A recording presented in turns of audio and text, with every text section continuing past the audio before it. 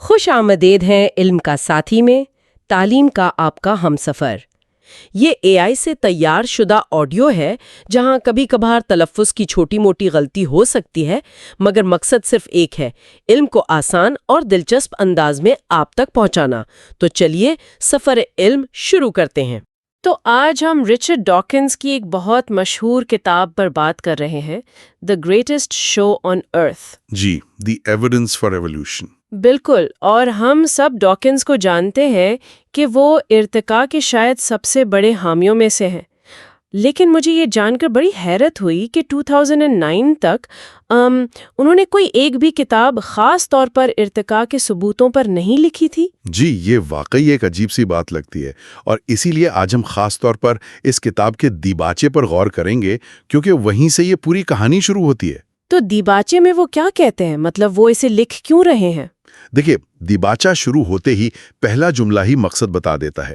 وہ لکھتے ہیں کہ ایک طرف تو ارتقاء کے ثبوت اتنے زیادہ اور اتنے مضبوط ہو گئے ہیں کہ وہ اب ایک حقیقت ہے۔ صحیح۔ لیکن دوسری طرف اسی رفتار سے ان کے بقول تاریخ کو جھٹلانے والوں کی مخالفت بھی بڑھ رہی ہے۔ تو یہ کتاب یوں سمجھیں اس مخالفت کا ایک سیدھا جواب ہے۔ اچھا، تو یہ ایک طرح کا رد عمل ہے؟ جی، وہ اسے صرف ایک اور کتاب نہیں کہتے، وہ کہتے ہیں کہ یہ ارتقاء کے حق میں ایک جامع مقدمہ ہے۔ یہ بات واقعی دلچسپ ہے، کیونکہ ان کی جو پچھلی کتابیں تھیں جیسے دی سیلفش جین، وہ تو بہت پہلے آ چکی تھیں، تو ان میں ثبوتوں پر بات نہیں ہوئی تھی۔ یہی تو نقطہ ہے۔ انہوں نے خود، بڑے مزے کی بات ہے، اسے اپنی کتابوں کے سلسلے کی گمشدہ کڑی یعنی مسنگ لنک کہا ہے۔ اچھا، یہ اصطلاح تو عام طور پر فاسلز کے لیے استعمال ہوتی ہے۔ بالکل، لیکن یہاں وہ اسے اپنے ہی کام کے ایک خلا کو پر کرنے کے لیے استعمال کر رہے ہیں۔ ان کی پچھلی کتابیں اس سوال کا جواب دیتی تھیں کہ ارتقاء کیسے کام کرتا ہے، مگر وہ یہ فرض کر لیتی تھیں کہ پڑھنے والے کو پتا ہے کہ ارتقاء ہوتا ہے۔ جی بالکل، یعنی آپ کو پہلے سے یہ مان کر چلنا پڑتا تھا، ثبوت واضح طور پر پیش نہیں کیے گئے تھے۔ تو یہ کتاب وہ بنیاد فراہم کرتی ہے۔ اچھا، اسی لیے کتاب کا جو انہوں نے اصل نام سوچا تھا وہ بھی بڑا معنی خیز تھا، ہے نا؟ Only a theory. جی، یعنی صرف ایک نظریہ۔ اور یہ وہ جملہ ہے جو ارتقاء کے مخالفین اکثر ایک طنز کے طور پر استعمال کرتے ہیں۔ ہاں، یہیں آ کر معاملہ گہرا ہو جاتا ہے، کیونکہ لفظ تھیوری کا جو عام مطلب ہے اور جو سائنسی مطلب ہے، اس میں زمین آسمان کا فرق ہے۔ بالکل، اور ڈاکنز یہی واضح کرنا چاہتے تھے۔ عام بول چال میں تو تھیوری کا مطلب ہے کوئی کچا سا خیال، کوئی اندازہ، جیسے کوئی کہے میری تھیوری تو یہ ہے کہ ہاں، لیکن سائنس میں تھیوری ایک ایسی جامع وضاحت ہوتی ہے جس سے بے شمار ثبوت، بے شمار تجربات سے پرکھا جا چکا ہو، جیسے کشش ثقل کا نظریہ یا جراثیم کا نظریہ۔ صحیح، یہ صرف اندازے نہیں ہے۔ نہیں، یہ ہمارے علم کی مضبوط ترین شکلیں ہیں۔ تو پھر کتاب کا نام بدلا کیوں گیا؟ دی گریٹسٹ شو آن ارتھ میں ایک جشن کا سا احساس ہے، جبکہ اونلی اے تھیوری میں ایک چیلنج تھا۔ اس کے پیچھے بھی ایک دلچسپ کہانی ہے۔ انہیں پتہ چلا کہ ایک امریکی سائنسدان کینتھ ملر یہ عنوان اپنی کتاب کے لیے پہلے ہی استعمال کر چکے تھے۔ اوہ، اچھا۔ پھر انہیں کسی کی تحفے میں دی ہوئی ایک ٹی شرٹ یاد آئی جس پر لکھا تھا evolution the greatest show on ارتھ، اور بس انہیں یہ جملہ اتنا پسند آیا کہ انہوں نے اسے ہی اپنی کتاب کا عنوان بنا لیا۔ واقعی، مطلب سائنس کی اتنی اہم کتاب کا عنوان ایک ٹی شرٹ سے آیا، یہ تو کمال کی بات ہے۔ جی، تو اس دیباچے میں کیا وہ یہ بھی بتاتے ہیں کہ وہ ثبوت پیش کیسے کریں گے؟ ہاں، وہ اشارہ دیتے ہیں کہ وہ صرف فاسلز پر انحصار نہیں کریں گے، بلکہ ڈی این اے، جغرافیائی تقسیم اور کمپیریٹیو انیٹمی یعنی مختلف جانداروں کے جسمانی ڈھانچے کا موازنہ۔ اچھا، یعنی ہر پہلو سے ثبوت پیش کریں گے۔ بالکل، جیسے ایک وکیل عدالت میں ناقابل تردید ثبوتوں کا ایک طرح سے انبار لگا دیتا اپنا کیس ثابت کرنے کے لیے۔ تو کل ملا کر بات یہ ہوئی کہ یہ دیباچہ ہمیں بتاتا ہے کہ یہ کتاب ڈاکنز کے کام میں ایک بہت اہم خلا کو پر کرتی ہے۔ پہلے انہوں نے لکھا کہ ارتقاء کیسے ہوتا ہے، اور اب یہاں وہ بتا رہے ہیں کہ ارتقاء ہوتا ہے اور اس کے ثبوت یہ ہیں۔ جی، اور یہاں ایک سوچنے کی بات بھی پیدا ہوتی ہے۔ ڈاکنز نے یہ کتاب ایک ایسے وقت میں لکھی جب ان کے خیال میں سائنسی حقائق پر حملے بڑھ رہے تھے۔ غور طلب بات یہ ہے کہ کیا صرف حقائق اور ثبوت پیش کر دینا ان لوگوں کے خیالات بدلنے کے لیے کافی ہوتا ہے جن کے عقائد پہلے سے بہت مضبوط ہوں؟ اگر پوڈ کاسٹ سنتے سنتے آپ کا دماغ ہاں یار یہ تو کمال کا کانٹینٹ ہے کہہ رہا ہے تو بھائی پھر لائک ضرور کرو، شیئر کر دو دوستوں کے ساتھ، اور ہاں سبسکرائب کا بٹن دبانا مت بھولنا، ورنہ اگلی دفعہ یہ علم کا خزانہ مس بھی ہو سکتا ہے۔ تو آئیے پھر پہلے باب سے ہی شروع کرتے ہیں۔ اس کا عنوان ہے صرف ایک تھیوری۔ مصنف شروعات ہی ایک بہت طاقتور اور چونکا دینے والی مثال سے کرتا ہے۔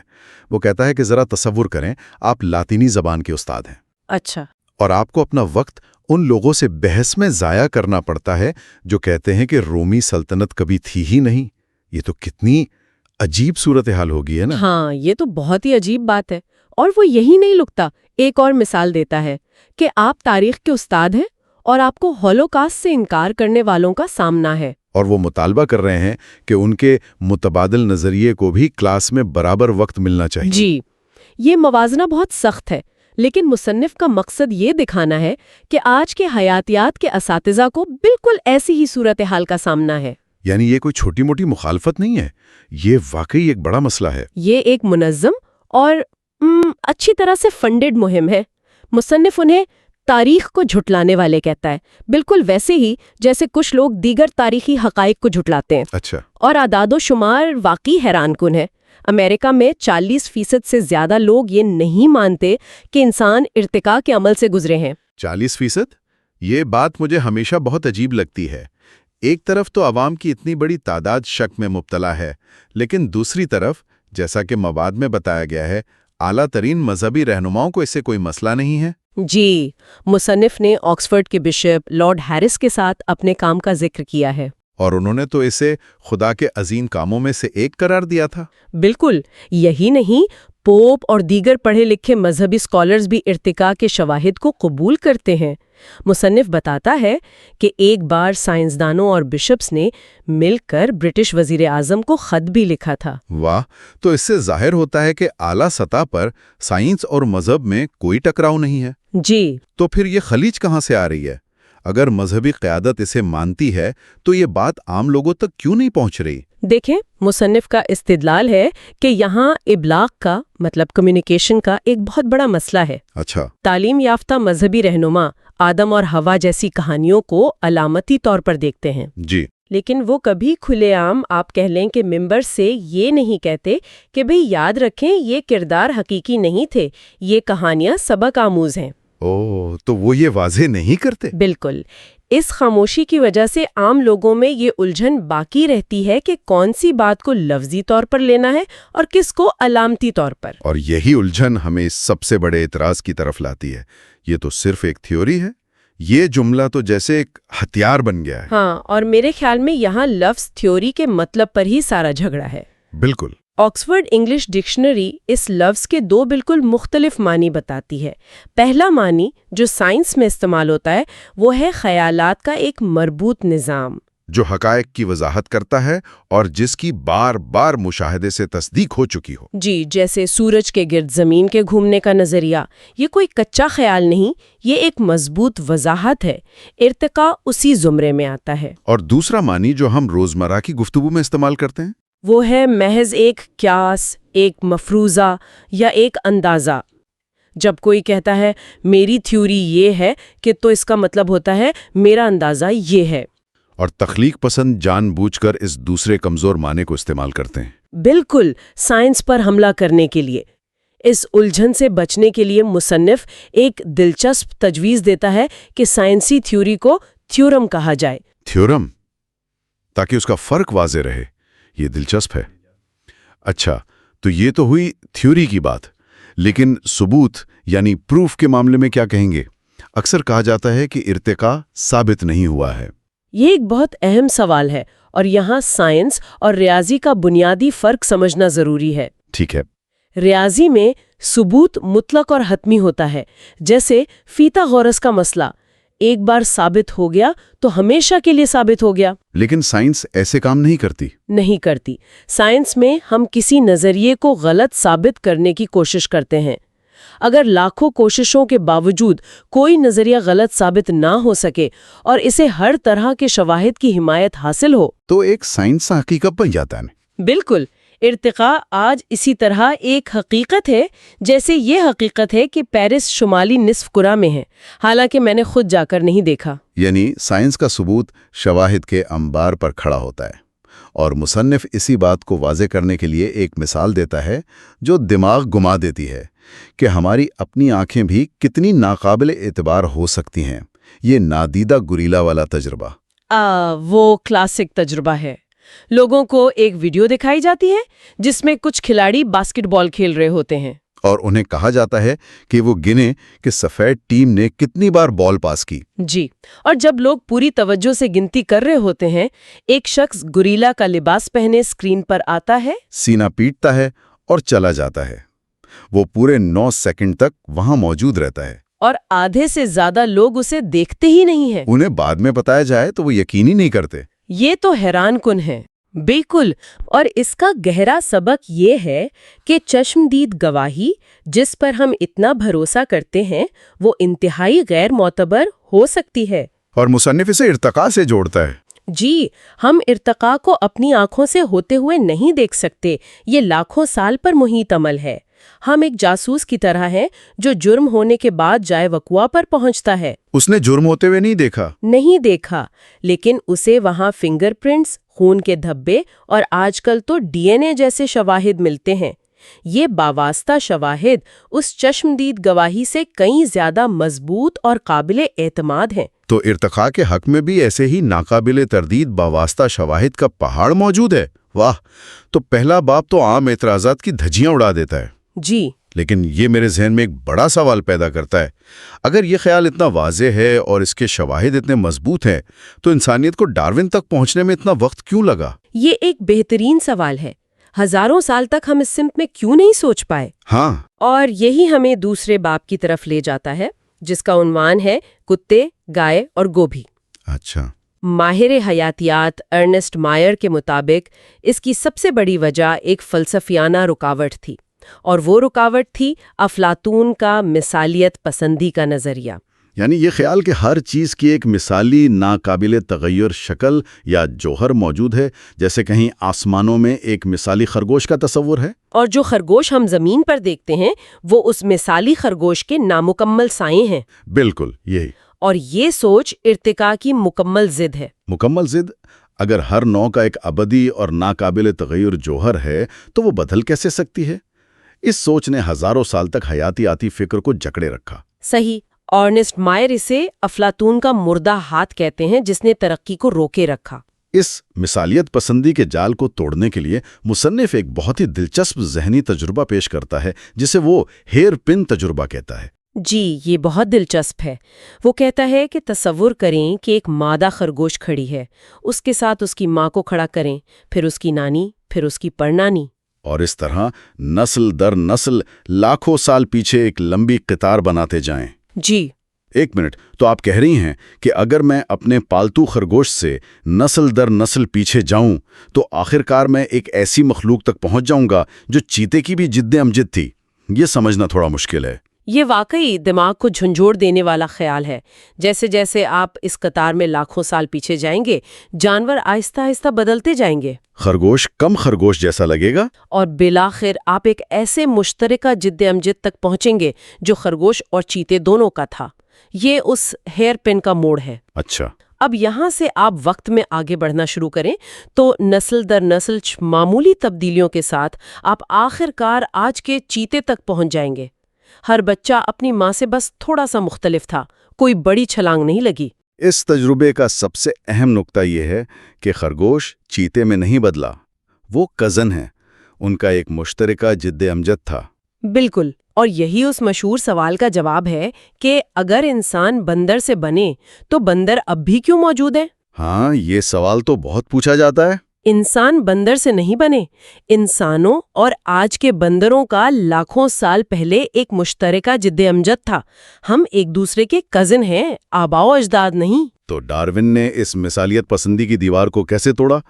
مصنف کے مطابق اس کی سب سے مضبوط دلیل ہمارے ارد گرد موجود تھی: مصنوعی انتخاب۔ یعنی پالتو جانوروں اور پودوں کی افزائش۔ گوبھی کی مثال لیں، یقین کرنا مشکل ہے لیکن بروکلی، پھول گوبھی، بند گوبھی، کیل، یہ سب ایک ہی جنگلی پودے سے انسانوں نے صرف چند صدیوں میں پیدا کی ہیں۔ یہ تو کمال ہے۔ انسانوں نے بس اپنی پسند کی خصوصیات والے پودوں کو چن کر ان کی افزائش کی۔ کسی کو بڑے پتے پسند تھے تو اس نے بند گوبھی بنا لی، کسی کو پھول پسند تھے تو اس نے پھول گوبھی اور بروکلی بنا لی۔ اور کتوں والی مثال تو دماغ گھما دیتی ہے، یعنی ایک بھیڑیے سے اتنی قسمیں۔ ہاں، ایک چھوٹے سے چہواوا اور ایک دیوہیکل گریٹ ڈین کا جد امجد ایک ہی جانور ہے۔ یہ سوچنا ہی ناقابل یقین ہے۔ یہ تو ارتقاء کا پورا نظریہ ہے، بس ہم انسانوں نے اسے تیز رفتاری سے چلایا ہے۔ یہ اس بات کا جیتا جاگتا ثبوت ہے کہ یہ عمل ممکن ہے۔ بالکل، آپ نے صحیح کہا، یہ تیز رفتاری سے چلنے والا ارتقاء ہے۔ یہ جین پول میں سے انتخاب کے ذریعے ہوتا ہے۔ جین پول یعنی کسی بھی آبادی میں موجود تمام جینز کا مجموعہ؟ جی، جب انسان افزائش نسل کراتے ہیں تو وہ اس جین پول میں سے اپنی پسند کی خصوصیات والے جینز کا انتخاب کرتے ہیں، بالکل اسی طرح جیسے کوئی مجسمہ ساز پتھر کے ایک بڑے ٹکڑے کو تراش کر اپنی مرضی کی شکل دیتا ہے۔ جیسے پگز اور بل ڈاگز، جن کے چہروں کو جان بوجھ کر ایسا بنایا گیا کہ ان میں بچپن کی خصوصیات باقی رہیں۔ جی، جسے نیوٹنی کہتے ہیں، یا وہ بیلجین بلو گائے جس کے پٹھے ایک جین میں تبدیلی کی وجہ سے غیر معمولی طور پر بڑے ہو جاتے ہیں۔ یہ سب انسانوں کی مرضی کا نتیجہ ہے۔ اور انسانوں نے یہ کام صدیوں تک کیا بغیر یہ جانے کہ جینز کیا ہوتے ہیں۔ بالکل، وہ تو بس ان جانوروں کا انتخاب کرتے تھے جن میں وہ خصوصیات ہوتیں جو انہیں پسند تھیں اور ان کی آپس میں افزائش کراتے۔ مواد میں ایک کمپیوٹر پروگرام بائیومورفس کی مثال بھی دی گئی ہے۔ یہ کیسے کام کرتا ہے؟ یہ ایک بہت سادہ اور طاقتور مظاہرہ ہے۔ پروگرام اسکرین پر ایک سادہ سی شکل دکھاتا ہے اور پھر اس کی کئی تھوڑی سی مختلف شکلیں بناتا ہے۔ اور صارف کو بس ان میں سے اپنی پسند کی شکل پر کلک کرنا ہوتا ہے۔ جی، پروگرام پھر اس نئی شکل کو بنیاد بنا کر اس کی مزید مختلف شکلیں بناتا ہے۔ چند ہی نسلوں میں آپ محض اپنی پسند کا اظہار کر کے ناقابل یقین حد تک پیچیدہ اور خوبصورت ڈیزائن ارتقا کر سکتے ہیں، جو کیڑوں یا پھولوں جیسے لگتے ہیں۔ یہ دکھاتا ہے کہ انتخاب کا عمل، چاہے وہ انسانی ہو یا قدرتی، کتنا طاقتور ہو سکتا ہے۔ صحیح۔ تو اس باب کا نچوڑ یہ ہے کہ اگر ہم انسان اپنے محدود وقت اور علم کے ساتھ صرف چند صدیوں میں بھیڑیے کو ایک پیکنیز جیسے بالکل مختلف جانور میں بدل سکتے ہیں، تو پھر فطرت کا انتخابی عمل جو لاکھوں کروڑوں سال سے جاری ہے، وہ کیا کچھ نہیں کر سکتا؟ یہ ایک بہت ہی ٹھوس دلیل ہے۔ بالکل، مصنوعی انتخاب قدرتی انتخاب کے عمل کو سمجھنے کے لیے ایک بہترین کھڑکی فراہم کرتا ہے۔ یہ ہمیں دکھاتا ہے کہ انواع پتھر پر لکیر نہیں ہے، بلکہ وہ بہت لچکدار اور قابل تغییر ہیں۔ تو آج کی اس گفتگو کو سمیٹتے ہیں۔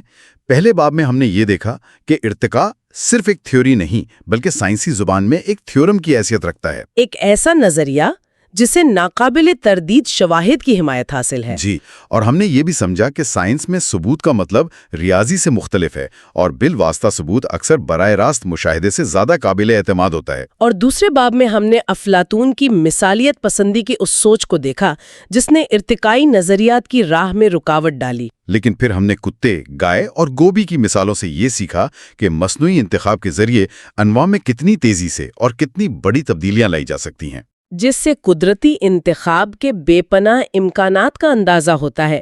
یہ واقعی ایک زبردست بنیاد ہے اس موضوع کو مزید سمجھنے کے لیے۔ اور آخر میں سننے والوں کے لیے سوچنے کے لیے ایک نکتہ چھوڑ جاتے ہیں۔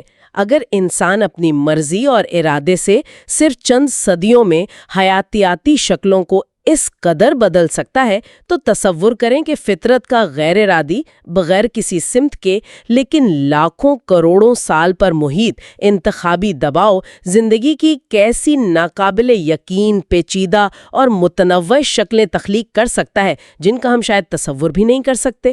باب نمبر 3 کا عنوان ہے تکبیر ارتقاء کا سہل راستہ، The Primrose Path to Macroevolution۔ واہ، عنوان سے ہی لگ رہا ہے کہ یہ ہمیں کسی جانی پہچانی جگہ سے آسان قدموں میں سمجھ جایا جا سکے۔ کتاب کی شروعات ایک بہت ہی دلچسپ نقطے سے ہوتی ہے کیا؟ کہ ہم انسان خود کو بڑا ماہر سمجھتے ہیں کہ ہم نے پودوں اور جانوروں کو سدھایا ہے۔ ہاں، جیسے ہم باغوں میں پیس یا لولی لیڈی جیسے گلاب دیکھتے ہیں، کتاب بتاتی ہے کہ یہ جنگلی گلابوں سے بالکل مختلف ہیں۔ اور انہیں ایسا بنانے میں انسانوں کو کئی دہائیاں لگی ہیں۔ یہ خالصتاً مصنوعی انتخاب ہے۔ صحیح۔ لیکن یہاں ایک حیران کن بات ہے۔ کتاب کہتی ہے کہ انسانوں سے لاکھوں سال پہلے کیڑے مکوڑے یعنی حشرات یہی کام کر رہے تھے۔ اچھا؟ کیسے؟ پھولوں کے یہ شوخ رنگ، ان کی میٹھی خوشبو، ان کی شکل، یہ سب دراصل حشرات کی پسند کا نتیجہ ہے۔ انہوں نے لاکھوں سالوں تک اپنی آنکھوں اور سونگھنے کی حس سے ان پھولوں کا انتخاب کیا۔ یعنی ہم نے تو صرف اس عمل کو تیز کیا ہے جو پہلے سے ہی چل رہا تھا۔ یہ تو کمال کی بات ہے۔ کتاب میں سورج مکھی کی مثال بھی دی گئی ہے۔ جی، اس کی جنگلی قسم تو ایک عام سے پھول جیسی ہوتی ہے، لیکن روس میں اس کی میموتھ قسم بنائی گئی جس کا پھول ایک ڈنر پلیٹ جتنا بڑا ہوتا ہے۔ اور اس کے پیچھے کی کہانی اور بھی دلچسپ ہے۔ اس کی وجہ مذہبی تھی۔ آرتھوڈاکس چرچ نے روزوں کے دوران زیادہ تر تیلوں کے استعمال پر پابندی لگا دی۔ لیکن کسی طرح سورج مکھی کا تیل اس پابندی سے بچ گیا۔ بالکل۔ نتیجہ یہ ہوا کہ اس کی مانگ آسمان تک پہنچ گئی اور کسانوں نے بڑے سے بڑے اور زیادہ سے زیادہ تیل دینے والے سورج مکھیوں کا انتخاب کرنا شروع کر دیا۔ لیکن یہاں ایک سوال ذہن میں آتا ہے، پھولوں کو یہ سب کرنے کی کیا ضرورت ہے؟ پولینیٹرز یعنی ان کیڑے مکوڑوں اور پرندوں کی انہیں اتنی کیا ضرورت پڑی؟ بہت اچھا سوال ہے۔ اس کی بنیادی وجہ ہے خود زرخیزی یعنی سیلف فرٹیلائزیشن سے بچنا۔ اچھا۔ اگر ایک پودا اپنے ہی پولن سے اپنی نسل بڑھائے تو جینیاتی تنوع کم ہو جاتا ہے، جس سے نسل کمزور پڑ سکتی ہے۔ تو کراس پولینیشن ضروری ہے؟ جی، یعنی ایک پودے کے پولن کا دوسرے تک پہنچنا۔ اس کے دو ہی طریقے ہیں، ایک ہوا کے ذریعے جو بہت ہی فضول خرچی والا کام ہے کیونکہ اربوں پولن گرینز ضائع ہو جاتے ہیں، اور دوسرا طریقہ زیادہ ہوشیاری کا ہے، جانوروں کو استعمال کرنا۔ بالکل، پودے اپنی قیمتی توانائی خرچ کر کے نیکٹر یعنی رس بناتے ہیں۔ یہ رس پولینیٹرز کے لیے ایک طرح سے ان کی خدمات کا معاوضہ ہے، یا کہہ لیں کہ ان کے ہوائی جہاز کا ایندھن ہے۔ ہاں بالکل، جانور رس پینے آتا ہے اور بدلے میں پولن کو ایک پھول سے دوسرے تک پہنچا دیتا ہے۔ اس کی سب سے شاندار مثال تو کتاب میں میڈاگاسکر کے ایک آرکڈ اینگریکم سیسکوپیڈالے کی دی گئی ہے۔ اوہ ہاں، اس پھول کا نیکٹر ایک 11 انچ لمبی نالی کے اندر ہوتا ہے۔ یہ تو سوچ کر ہی حیرت ہوتی ہے۔ اور یہی وہ مثال ہے جس نے ڈارون اور ولس دونوں کو 1860s کی دہائی میں ایک ناقابل یقین پیشگوئی کرنے پر مجبور کیا۔ کیا پیشگوئی؟ انہوں نے کہا کہ اگر فطرت میں ایسا پھول موجود ہے تو میڈاگاسکر میں ایک ایسا پتنگا بھی ضرور موجود ہونا چاہیے جس کی سونڈ اتنی ہی لمبی ہو۔ 11 انچ لمبی؟ جی، 11 انچ لمبی، تاکہ وہ اس رس تک پہنچ سکے۔ یہ تو ناقابل یقین ہے۔ یعنی ڈارون نے صرف ایک پھول کو دیکھ کر اپنے نظریے کی بنیاد پر ایک ایسے جانور کا تصور کیا جو اس وقت تک کسی نے نہیں دیکھا تھا۔ اور پھر کیا ہوا؟ سائنس نے 40 سال بعد جا کر اسے ڈھونڈ نکالا۔ بالکل، 1903 میں وہ پتنگا دریافت ہوا جس کا نام سینتھوپین مورگنی پریڈکٹا رکھا گیا۔ پروڈکٹا یعنی پیشگوئی شدہ۔ جی، یہ نظریہ ارتقاء کی طاقت کا ایک زبردست ثبوت ہے۔ یہ صرف ماضی کی وضاحت نہیں کرتا بلکہ مستقبل میں ہونے والی دریافتوں کی بھی نشاندہی کر سکتا ہے۔ واہ! اچھا، انتخاب کا یہ عمل صرف پھولوں تک ہی محدود نہیں ہے۔ مور کی مثال بھی بہت کلاسک ہے۔ جی، مادہ مورنی یعنی پیہن نسل در نسل زیادہ خوبصورت اور چمکدار پروں والے نر موروں کا انتخاب کرتی ہے۔ حالانکہ یہ ایک طرح کا تضاد بھی ہے کیونکہ یہ رنگین پر شکاریوں کو بھی اپنی طرف متوجہ کرتے ہیں۔ تو نر مور کی جان کے لیے خطرہ بڑھ جاتا ہے۔ لیکن بقا کا مطلب صرف زندہ رہنا نہیں بلکہ اپنی نسل آگے بڑھانا بھی ہے، اور اس معاملے میں مادہ کو متوجہ کرنا زیادہ اہم ہو جاتا ہے۔ اسے ہم ماداؤں کے ذریعے نروں کا انتخابی افزائش کہہ سکتے ہیں۔ بالکل، یہ ایک بہت طاقتور ارتقائی قوت ہے۔ کتاب میں جاپانی ہیکیا جپونیکا کیکڑے کی ایک اور عجیب کہانی ہے۔ ہاں، سامورائی کیکڑا۔ جی، اس کی پشت پر ایسا لگتا ہے جیسے غصے والے سامورائی جنگجو کا چہرہ بنا ہو۔ ایک نظریہ یہ تھا کہ مچھیرے جب بھی ایسا کیکڑا پکڑتے تو اسے واپس سمندر میں پھینک دیتے تھے۔ تو ہم پرستی کی وجہ سے؟ ہاں، اور صرف عام کیکڑوں کو رکھتے تھے۔ اس طرح انجانے میں وہ سامورائی چہرے والے کیکڑوں کا انتخاب کر رہے تھے۔ ہاں، یہ کہانی کارل سیگن نے بہت مشہور کی تھی، لیکن کتاب کا مصنف اس پر کچھ شکوک کا اظہار کرتا ہے۔ اچھا؟ وہ کہتا ہے کہ انسانی دماغ بے ترتیب نمونوں میں چہرے اور شکلیں دیکھنے پر مائل ہوتا ہے۔ اس کیفیت کو پیراڈیلیا کہتے ہیں۔ جیسے ہم بادلوں میں جانوروں کی شکلیں دیکھتے ہیں۔ بالکل۔ ہو سکتا ہے کہ کیکڑے کے پشت پر پٹھوں کے جوڑے اتفاقاً ایسے بنے ہوں جو ہمیں چہرے کی طرح لگتے ہیں۔ لیکن یہ سامورائے والی کہانی اتنی زبردست ہے، یہ ماننا مشکل ہے کہ یہ محض ایک اتفاق ہے۔ مصنف کا نقطہ یہ ہے کہ اس کا براہ راست ثبوت ملنا مشکل ہے۔ وہ یہ نہیں کہہ رہا کہ یہ ناممکن ہے، لیکن وہ ہمیں پیراڈیلیا کے متبادل امکان پر غور کرنے کی دعوت دے رہا ہے۔ سائنسی سوچ کا ایک اہم حصہ ہے کہ ہم سب سے دلچسپ کہانی کو فوراً قبول نہ کر لیں۔ درست۔ اچھا، تو اب ہم نے مصنوعی انتخاب، جنسی انتخاب اور غیر ارادی انتخاب کی مثالیں دیکھ لیں۔ کتاب ان سب کو ملا کر قدرتی انتخاب کے بڑے تصور تک کیسے پہنچتی ہے؟ کتاب اسے 4 مراحل کی ایک سیڑھی کے طور پر پیش کرتی ہے۔ اوکے۔ پہلا مرحلہ مصنوعی انتخاب۔ انسان جان بوجھ کر پورے ارادے کے ساتھ گلاب کی خوبصورتی کا انتخاب کرتے ہیں۔ دوسرا جنسی انتخاب۔ مادہ مورنی لاشعوری طور پر خوبصورت نر کا انتخاب کرتی ہے۔ اس کا کوئی منصوبہ نہیں ہے، بس اس کی جبلت۔ ٹھیک ہے۔ تیسرا مرحلہ غیر ارادی بقا کا انتخاب۔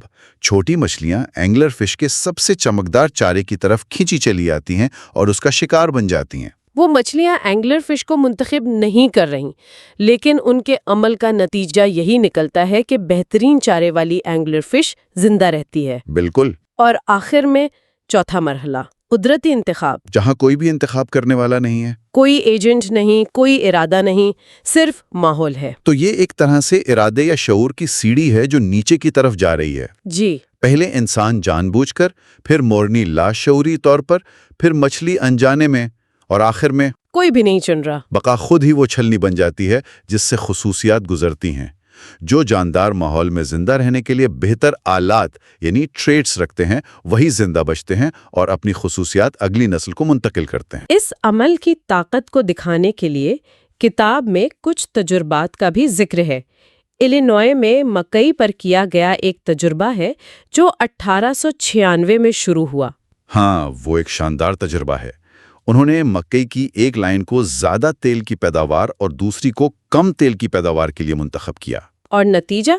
100 نسلوں کے بعد ایک لائن میں تیل کی مقدار 17 گنا بڑھ گئی، جبکہ دوسری میں تقریباً 0 ہو گئی۔ 17 گنا؟ یہ مصنوعی انتخاب کی طاقت کو ظاہر کرتا ہے؟ جی۔ ایک اور تجربہ چوہوں پر کیا گیا، جنہیں دانتوں کی خرابی کے خلاف مزاحمت کے لیے منتخب کیا گیا۔ صرف 17 نسلوں میں ان چوہوں میں دانتوں کی خرابی سے پاک رہنے کا عرصہ 4 گنا بڑھ گیا۔ لیکن یہاں ایک سوال پیدا ہوتا ہے، اگر ہم لیب میں اتنی آسانی سے چوہوں کے دانت بہتر بنا سکتے ہیں تو قدرتی انتخاب نے لاکھوں سالوں میں ایسا کیوں نہیں کیا؟ یہ ایک بہت گہرا سوال ہے، اور اس کا جواب ٹریڈ آفس یعنی سمجھوتوں کے اصول میں چھپا ہے۔ سمجھوتے؟ مطلب یہ کہ قدرت میں کوئی بھی چیز مفت نہیں ملتی۔ ہو سکتا ہے کہ مضبوط دانت بنانے کے لیے جو اضافی کیلشیم چاہیے وہ جسم کے دوسرے ضروری حصوں جیسے ہڈیوں کی مضبوطی سے لیا جا رہا ہو، یا ہو سکتا ہے کہ اس سے مادہ چوہے میں دودھ کی پیداوار کم ہو جاتی ہو۔ بالکل۔ ہر جاندار سمجھوتوں کا ایک مجموعہ ہوتا ہے۔ لیب میں ہم صرف ایک خصوصیت پر توجہ دیتے ہیں، جبکہ فطرت میں بقا کے لیے ہزاروں چیزیں ایک ساتھ متوازن ہونی چاہیے۔ یہ ایک بہت اہم نکتہ ہے، یعنی ہر چیز کو کامل نہیں بنایا جا سکتا۔ اب آتے ہیں کتوں کی مثال پر۔ کتاب کہتی ہے کہ کتوں کو سدھانے کا عمل شاید انسانوں نے شروع ہی نہیں کیا تھا۔ یہ کیسے ممکن ہے؟ یہ ریمنڈ کوپنگر کا نظریہ ہے، جسے سیلف ڈومیسٹیکیشن کہتے ہیں۔ اچھا؟ ان کے مطابق جب انسانوں نے بستیاں بسائیں تو ان کے کوڑے کے ڈھیر بھیڑیوں کے لیے خوراک کا ایک نیا ذریعہ بن گیا۔ ٹھیک ہے۔ زیادہ تر بھیڑیے انسانوں سے ڈر کر بھاگ جاتے تھے، لیکن کچھ بھیڑیے جن کا فلائٹ ڈسٹنس یعنی ڈر کر بھاگنے کا فاصلہ قدرتی طور پر کم تھا، وہ بستیوں کے قریب آنے اور اس خوراک سے فائدہ اٹھانے میں کامیاب رہے۔ یعنی جو کم ڈرپوک تھے انہیں زیادہ کھانا ملا اور ان کی نسل زیادہ بڑی۔ تو قدرتی انتخاب نے خود ہی زیادہ پالتو بھیڑیوں کو چن لیا؟ اس سے بہت پہلے کہ انسانوں نے انہیں افزائش کے لیے پکڑنا شروع کیا ہو۔ واہ! بالکل، اور اس نظریے کی سب سے زبردست تصدیق روس میں دمتری بیلیوف کے چاندی کی لومڑیوں پر کیے گئے تجربے سے ہوتی ہے۔ اچھا، وہ تجربہ کیا تھا؟ انہوں نے کئی دہائیوں تک صرف ایک خصوصیت کی بنیاد پر لومڑیوں کی افزائش کی، پالتو پن یا ٹیمنس۔ وہ ہر نسل میں سب سے دوستانہ اور کم ڈرپوک لومڑیوں کو آپس میں ملا دیتے تھے۔ اور اس کے نتائج کیا نکلے؟ نتائج حیران کن تھے۔ صرف چند نسلوں کے بعد لومڑیاں نہ صرف کتوں کی طرح پالتو اور انسان دوست ہو گئیں، بلکہ ان میں غیر متوقع طور پر کتوں جیسی جسمانی تبدیلیاں بھی آ گئیں۔ ان کی کھال پر دھبے آ گئے، ان کے کان لٹک گئے، ان کی دم گھوم گئی، اور وہ کتوں جیسی آوازیں نکالنے لگے۔ یہ کیسے ہوا؟ انہوں نے تو صرف پالتو پن کا انتخاب کیا تھا، لٹکے ہوئے کانوں کا تو نہیں۔ اس عمل کو پلیوٹروپی کہتے ہیں۔ پلیوٹروپی؟ جی، اس کا مطلب ہے کہ ایک جین ایک سے زیادہ بظاہر غیر متعلقہ خصوصیات پر اثر انداز ہو سکتا ہے۔ پالتو پن سے متعلق جین شاید ان دوسری جسمانی خصوصیات کو بھی کنٹرول کرتے تھے۔ تو جب انہوں نے ایک خصوصیت کو کھینچا تو باقی سب خود بخود ساتھ چلی آئیں؟ بالکل۔ ٹھیک ہے، تو انتخاب کا یہ طاقتور عمل تو سمجھ میں آ گیا، لیکن یہ سب تجربات تو چند دہائیوں یا ایک صدی پر محیط ہیں۔ اس عمل سے پوری دنیا کی زندگی کو بنانے کے لیے تو بے تحاشا وقت چاہیے ہوگا۔ بہت زیادہ وقت۔ تو سوال یہ ہے، ہمیں کیسے معلوم کہ زمین کی تاریخ اتنی لمبی ہے بھی یا نہیں؟ اور یہی ہمیں کتاب کے باب 4 کی طرف لاتا ہے، جس کا عنوان ہے خاموشی اور سست وقت۔ Silence and slow time.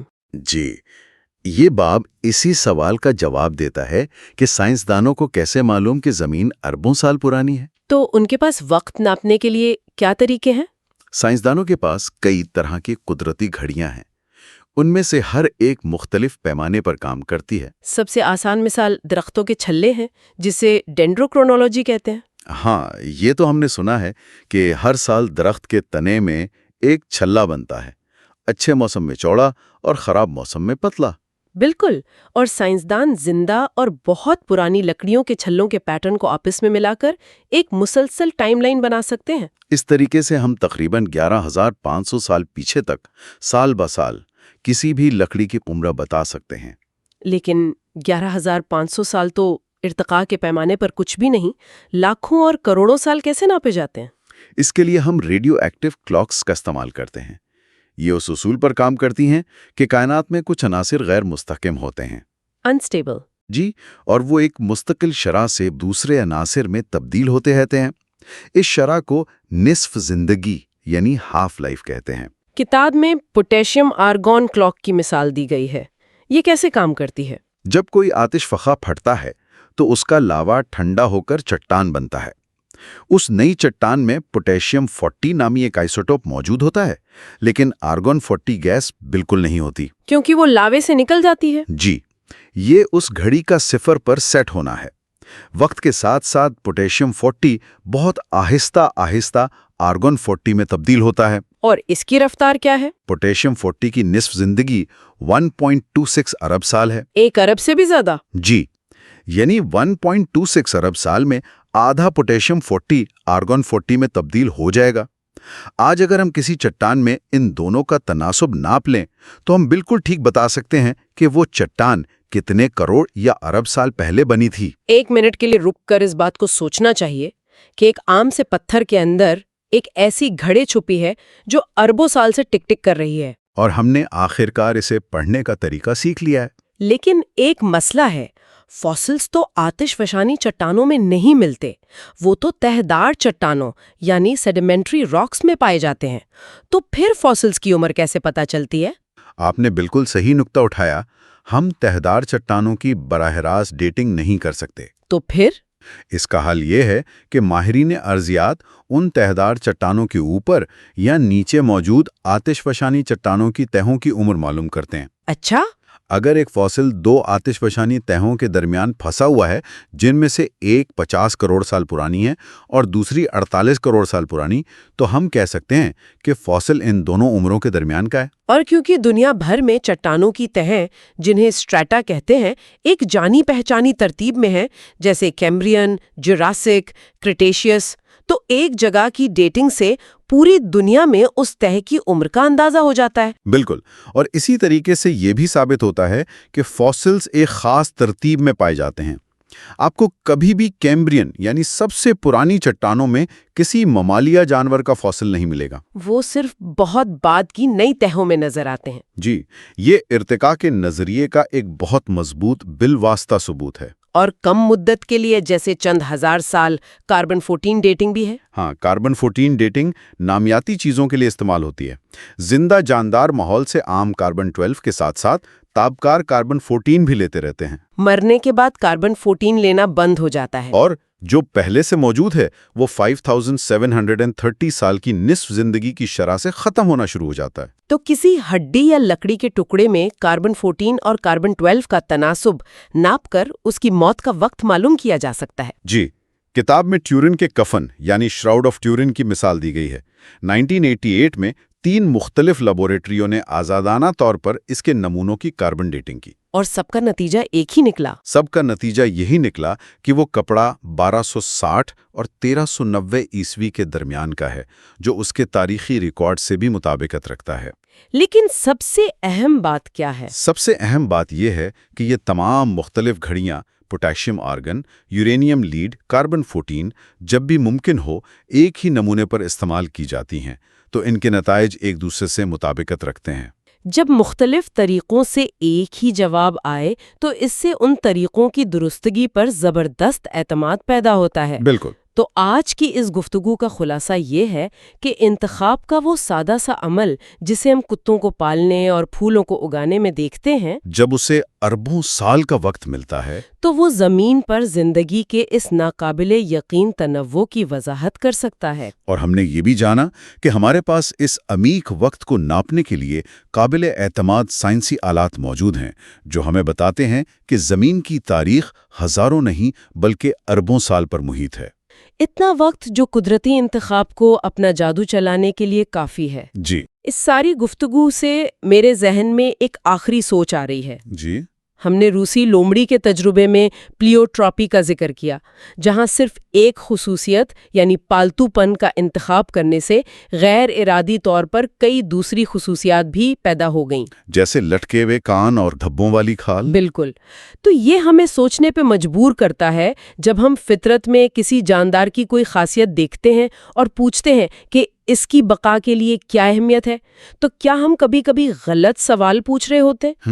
کیا یہ ممکن ہے کہ فطرت میں ہمیں نظر آنے والی بہت سی خصوصیات براہ راست کسی فائدے کے لیے منتخب نہ ہوئی ہوں، بلکہ وہ محض ارتقائی ہم سفر ہوں جو کسی دوسری زیادہ اہم منتخب خصوصیت کے ساتھ بس مفت میں چلی آئی ہوں؟ واہ، یہ خیال تو زندگی کے ڈیزائن کو دیکھنے کے ہمارے انداز کو بالکل بدل سکتا ہے۔ باب نمبر 5 سے، جس کا عنوان ہے ہماری آنکھوں کے سامنے۔ جی، اس کا مرکزی خیال یہی ہے کہ اگرچہ زیادہ تر ارتقائی تبدیلیاں انسانوں سے بہت پہلے ہوئیں، لیکن کچھ مثالیں اتنی تیز ہیں کہ ہم انہیں اپنی زندگی میں ہی دیکھ سکتے ہیں۔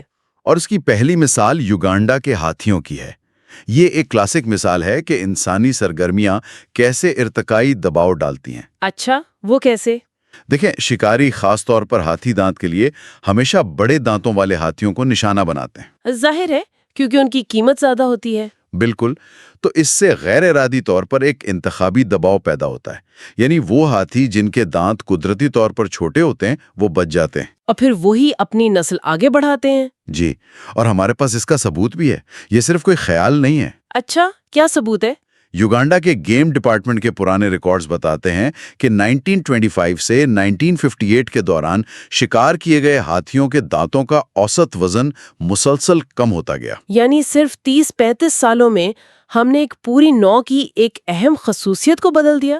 جی، صرف چند دہائیوں میں۔ یہ دکھاتا ہے کہ ہمارا اثر کتنا گہرا ہو سکتا ہے۔ یہ تو واقعی حیران کن ہے، لیکن اگلی مثال تو میرے خیال میں اس سے بھی زیادہ ڈرامائی ہے۔ جی، وہ کروشیا کے 2 چھوٹے جزیروں پر چھپکلیوں کی کہانی ہے، پورٹ کوپیستے اور پورٹ مرکارو۔ ہاں، یہ کہانی مجھے بہت دلچسپ لگی۔ 1971 میں سائنسدانوں نے ایک جزیرے سے 5 جوڑے چھپکلیاں پکڑیں۔ جی، پوڈارسس سیکولا۔ اور انہیں دوسرے جزیرے پورٹ مرکارو پر چھوڑ دیا جہاں پہلے اس قسم کی کوئی چھپکلی نہیں تھیں۔ بالکل ویران جزیرہ تھا ان کے لیے۔ تو انہوں نے انہیں وہاں چھوڑ دیا اور تقریباً 37 سال بعد واپس آئے۔ جب 2008 میں دوسری ٹیم وہاں پہنچی تو انہوں نے کیا دیکھا؟ انہیں وہاں چھپکلیوں کی ایک پھلتی پھولتی آبادی تو ملی، لیکن وہ اپنے آباء و اجداد سے بہت مختلف ہو چکی تھیں۔ مختلف؟ کس طرح سے؟ ان کے سر بڑے اور جبڑے زیادہ طاقتور ہو گئے تھے۔ ان کی خوراک کیڑے مکوڑوں سے بدل کر زیادہ تر پودوں پر مشتمل ہو گئی تھی، کیونکہ نئے جزیرے پر پودے زیادہ تھے۔ ٹھیک ہے، یہ تو سمجھ آتا ہے، ماحول کے مطابق ڈھل گئے۔ لیکن سب سے حیران کن تبدیلی ان کے جسم کے اندر ہوئی تھی۔ اندر؟ کیا مطلب؟ ان کی آنتوں میں سیکل والز نامی ساختیں بننا شروع ہو گئی تھی۔ ایک منٹ، یہ کیا چیز ہے؟ یہ وہ والوز ہیں جو پودوں کے سخت ریشوں کو ہضم کرنے میں مدد دیتے ہیں، اور یہ اس نوع میں عام طور پر نہیں پائے جاتے۔ تو آپ یہ کہہ رہے ہیں کہ صرف 37 سال میں ایک نوع نے ایک بالکل نیا اندرونی عضو یا ساخت تیار کر لی؟ جی، تقریباً 18 یا 19 نسلوں کے عرصے میں۔ یہ واقعی ہماری آنکھوں کے سامنے ارتقاء ہے۔ یہ تو ناقابل یقین ہے۔ یہ اس خیال کو چیلنج کرتا ہے کہ ایسی تبدیلیوں کو لاکھوں سال لگتے ہیں۔ بالکل، اور اگر یہ تیز ہے تو بیکٹیریا کی دنیا میں تو یہ رفتار پلک جھپکنے جیسی ہے۔ یہاں ہم رچرڈ لینسکی کے مشہور تجربے کی بات کر رہے ہیں۔ جی، انہوں نے 1988 میں ایک تجربہ شروع کیا جو آج تک جاری ہے۔ انہوں نے ای کولائی بیکٹیریا کے 12 الگ الگ گروپس لیے اور انہیں ایک ہی جیسے ماحول میں پروان چڑھایا۔ جی، اور یہ کوئی چھوٹا تجربہ نہیں تھا۔ 20 سال سے زیادہ کے عرصے میں 45,000 سے زیادہ نسلیں گزر گئیں۔ 45,000؟ یہ تو انسانوں کے لاکھوں سالوں کے برابر ہے۔ بالکل، اور نتائج حیران کن تھے۔ تمام 12 گروہوں نے اپنے ماحول میں موجود خوراک یعنی گلوکوز کو زیادہ مؤثر طریقے سے استعمال کرنا سیکھ لیا۔ لیکن دلچسپ بات یہ تھی کہ سب نے یہ کام مختلف طریقوں سے کیا۔ جی، مختلف جینیاتی تبدیلیوں کے ذریعے، گویا ایک ہی مسئلے کے 12 مختلف ارتقائی حل نکل آئے۔ لیکن اس تجربے کا ایک لمحہ ایسا تھا جو واقعی سب سے الگ تھا۔ جی، وہ سب سے ڈرامائی لمحہ تھا۔ تقریباً 33,000 نسلوں کے بعد ایک گروپ جسے آرا 3 کہا جاتا ہے، اس کی آبادی اچانک 6 گنا بڑھ گئی۔ 6 گنا؟ کیوں؟ وجہ یہ تھی کہ اس گروپ نے ایک ایسی چیز کو بطور خوراک استعمال کرنا سیکھ لیا تھا جو فلاسک میں موجود تو تھی، لیکن ای کولائے عام طور پر اسے استعمال نہیں کر سکتے تھے۔ اسٹریٹ؟ یہ کیسے ہوا؟ کیا یہ صرف ایک خوش قسمت تبدیلی یا میوٹیشن تھی؟ نہیں، اور یہی اس کہانی کا سب سے دلچسپ حصہ ہے۔ یہ ایک 2 قدمی عمل تھا۔ اچھا۔ لنسکی کی ٹیم نے دریافت کیا کہ ایک تیار کرنے والی تبدیلی یعنی پرائمنگ میوٹیشن تقریباً 20,000 نسلوں کے وقت ہوئی تھی۔ اس کا خود کوئی فائدہ نہیں تھا۔ تو وہ بیکار تھی؟ اس وقت کے لیے ہاں، لیکن اس نے اس آبادی کو ایک دوسری تبدیلی کا فائدہ اٹھانے کے لیے تیار کر دیا، اور وہ دوسری تبدیلی 13,000 نسلوں بعد ہوئی، جس نے اسٹریٹ کو استعمال کرنے کی صلاحیت کو سمجھیں کھول دیا۔ واہ، تو یہ صرف قسمت نہیں تھی بلکہ تاریخ کا معاملہ تھا۔ ایک تبدیلی نے دوسری زیادہ طاقتور تبدیلی کے لیے راستہ بنایا۔ بالکل، یہ دکھاتا ہے کہ پیچیدہ خصوصیات قدم بقدم وقت کے ساتھ کیسے ارتقا پاتی ہیں۔ آخر میں ذرائع جان اینڈلر کے گپی مچھلیوں پر کیے گئے کام کا بھی ذکر کرتے ہیں۔ جی، وہ بھی ایک کلاسک تجربہ ہے۔ انہوں نے دکھایا کہ جن ندیوں میں شکاری زیادہ ہوتے ہیں وہاں نر گپی مچھلیاں پھیکے رنگ کی ہوتی ہیں تاکہ چھپ سکیں، اور جہاں شکاری کم ہوں وہاں وہ مادہ مچھلیوں کو لبھانے کے لیے چمکدار رنگ اختیار کر لیتی ہے۔ اور انہوں نے یہ صرف مشاہدہ نہیں کیا بلکہ گپی مچھلیوں کو ایک جگہ سے دوسری جگہ منتقل کیا، اور صرف 2 سال کے اندر ان کے رنگوں میں ارتقائی تبدیلی دیکھی۔ صرف 2 سال میں؟ یہ سب مثالیں واقعی ایک ہی بات ثابت کرتی ہیں کہ قدرتی انتخاب ہماری سوچ سے کہیں زیادہ تیزی سے کام کر سکتا ہے۔ جی بالکل۔ ٹھیک ہے، تو یہ مثالیں کہ ارتقاء کتنا تیز ہو سکتا ہے واقعی حیران کن ہے، لیکن یہ سب حالیہ واقعات ہیں۔ اس سے ایک فطری سوال پیدا ہوتا ہے کہ اگر ہم ماضی بعید میں دیکھیں تو کیا ہمیں یہی تسلسل نظر آتا ہے؟ یہ ہمیں ہمارے اگلے حصے کی طرف لے جاتا ہے۔ باب نمبر 6، گمشدہ کڑی۔ آپ کا مطلب کیا ہے گمشدہ؟ بالکل، یہ ایک بہت عام اعتراض ہے، اور ماخذ اسے سمجھانے کے لیے ایک جاسوس کی مثال استعمال کرتا ہے جو مجھے بہت پسند ہے۔ اچھا۔ فرض کریں آپ ایک جاسوس ہیں، آپ کے پاس ایک قاتل کے خلاف فنگر پرنٹس، ڈی این اے، مقصد، سب کچھ ہے۔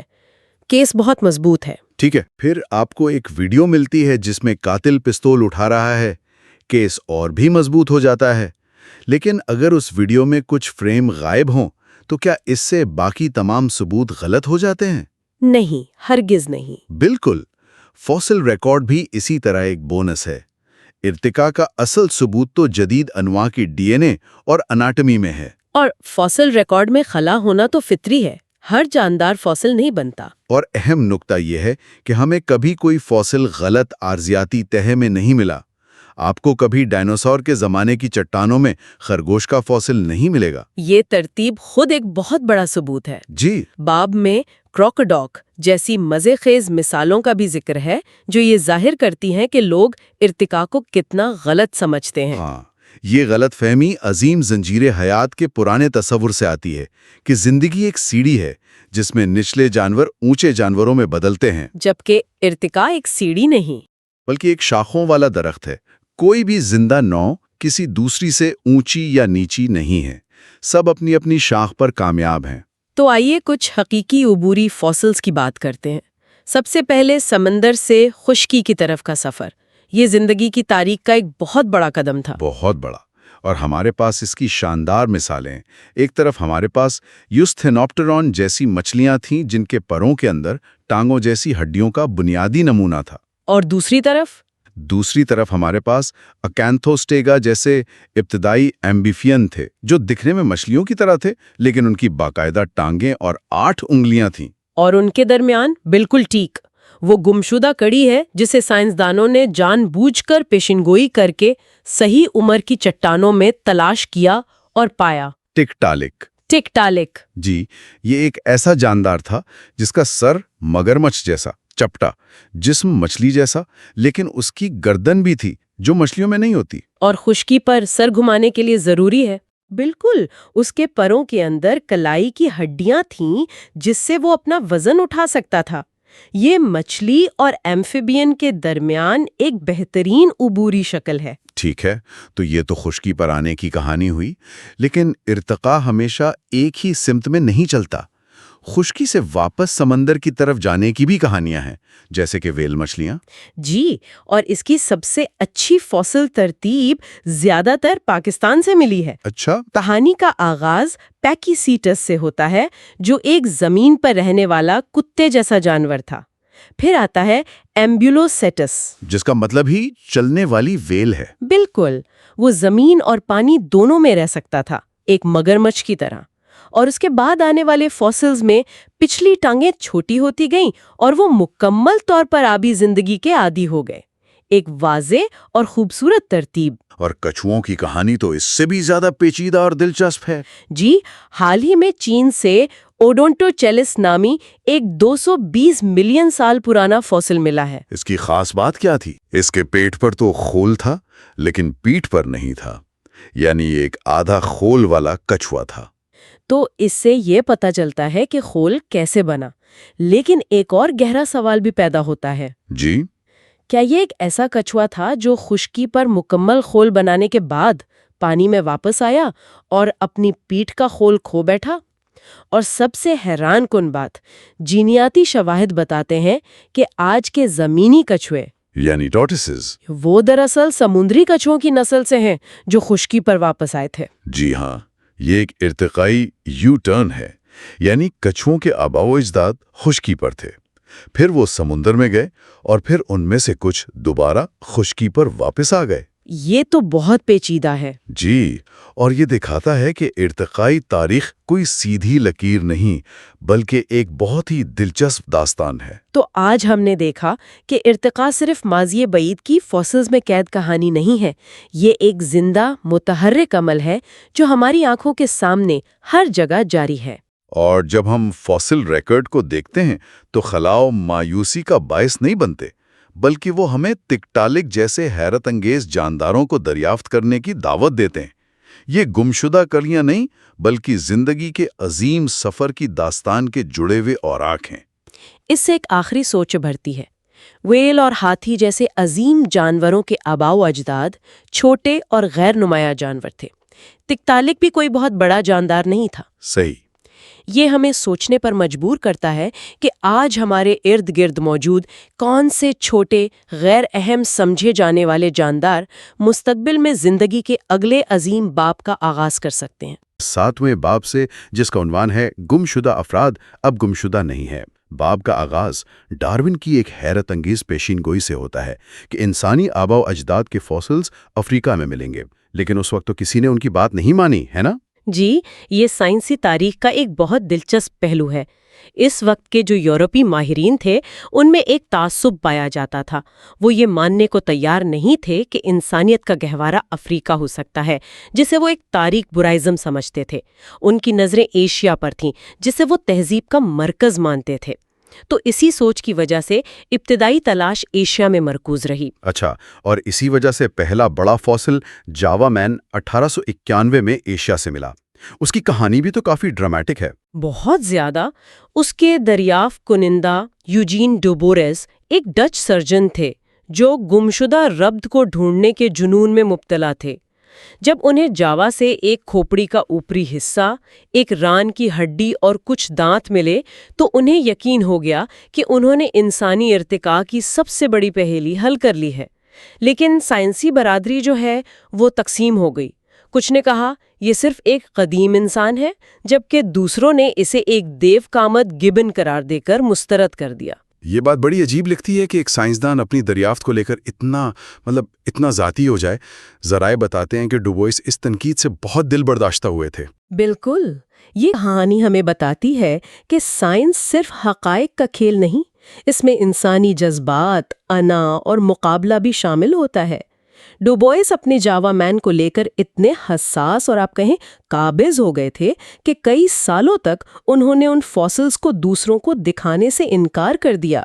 उन्हें अपने घर में एक तिजोरी में बंद रखा, और जब बाद में चीन से पेकिंग मैन जैसे मिलते जुलते फॉसिल्स दरियाफ्त हुए, तो डुबोइस ने उन्हें भी तस्लीम करने से इनकार कर दिया, क्योंकि वो चाहते थे कि सिर्फ और सिर्फ जावा मैन ही हकीकी गुमशुदा रब्त कहलाए। वाह, डुबोइस की कहानी से ये तो वाज़ा है कि साइंसदान भी इंसान होते हैं।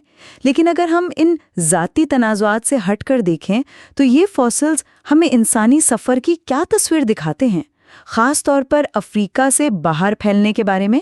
जी, ये एक बहुत अहम नुक्ता है। फॉसिल रिकॉर्ड हमें अफ्रीका से बाहर होने वाली 2 बड़ी हिजरतों के बारे में बताता है। पहली हिजरत तकरीबन 18 लाख साल पहले हुई, जब होमो इरेक्टस नामी नौ ने अफ्रीका छोड़ा। ये हमारे आबाओ अजदाद में से पहले थे जो लंबे फासले तक सफ़र करने के काबिल थे। जावा मैन और पिकिंग मैन इसी ग्रोह का हिस्सा थे। जो एशिया तक पहुंचे। जी, जो एशिया तक पहुंचे। ये नस्ल दुनिया के मुख्तलिफ हिस्सों में लाखों साल तक फलती फूलती रही। और दूसरी हिजरत बहुत हालिया है, जो तकरीबन 1 लाख साल से भी कम अरसा पहले हुई। इस बार होमो सेपियंस यानी हम जदीद इंसान अफ्रीका से निकले और पूरी दुनिया में फैल गए। वो जहां भी गए उन्होंने पहले से मौजूद इंसानी आबादियों जैसे होमो इरेक्टस और नेंडरथाल्स की जगह ले ली। तो आज जमीन पर मौजूद तमाम इंसान उसी दूसरी अफ्रीकी हिजरत की औलाद हैं। ये तो पूरी तस्वीर वाज़े करता है। लेकिन वापस उसी गुमशुदा रब्त के सवाल पर आते हैं। अगर हम इसे ढूंढ रहे होते तो हमें कैसी मखलूक की तवक्को करनी चाहिए थी? ज़राए इस हवाले से 3 मुमकिना मंजरनामे पेश करते हैं। जी, ये एक दिलचस्प ज़हनी मश्क है। पहला मंजरनामा ये है कि हमें कोई ऐसी मखलूक मिले जिसका दिमाग भी दरमियाना हो और वो चलती भी, मतलब ना पूरी तरह 2 टांगों पर हो और ना 4 पर, हर चीज़ में दरमियानी। दूसरा मंजरनामा ये है कि दिमाग चिंपैंजी जितना छोटा हो लेकिन वो हमारी तरह 2 टांगों पर सीधा चलती हो। और तीसरा ये कि दिमाग बड़ा इंसान जैसा हो लेकिन जिस्म चिंपैंजी की तरह 4 टांगों पर चलने वाला हो। और फॉसिल रिकॉर्ड हमें क्या जवाब देता है? जवाब बिल्कुल वाज़ेह है और ये दूसरे मंजरनामे के हक में है। इसकी सबसे मशहूर मिसाल लूसी का फॉसिल है। लूसी, जिसका ताल्लुक ऑस्ट्रेलोपैथिकस ओफरेंसिस नामी नौ से है, वो तकरीबन 30.5 लाख साल पुरानी है।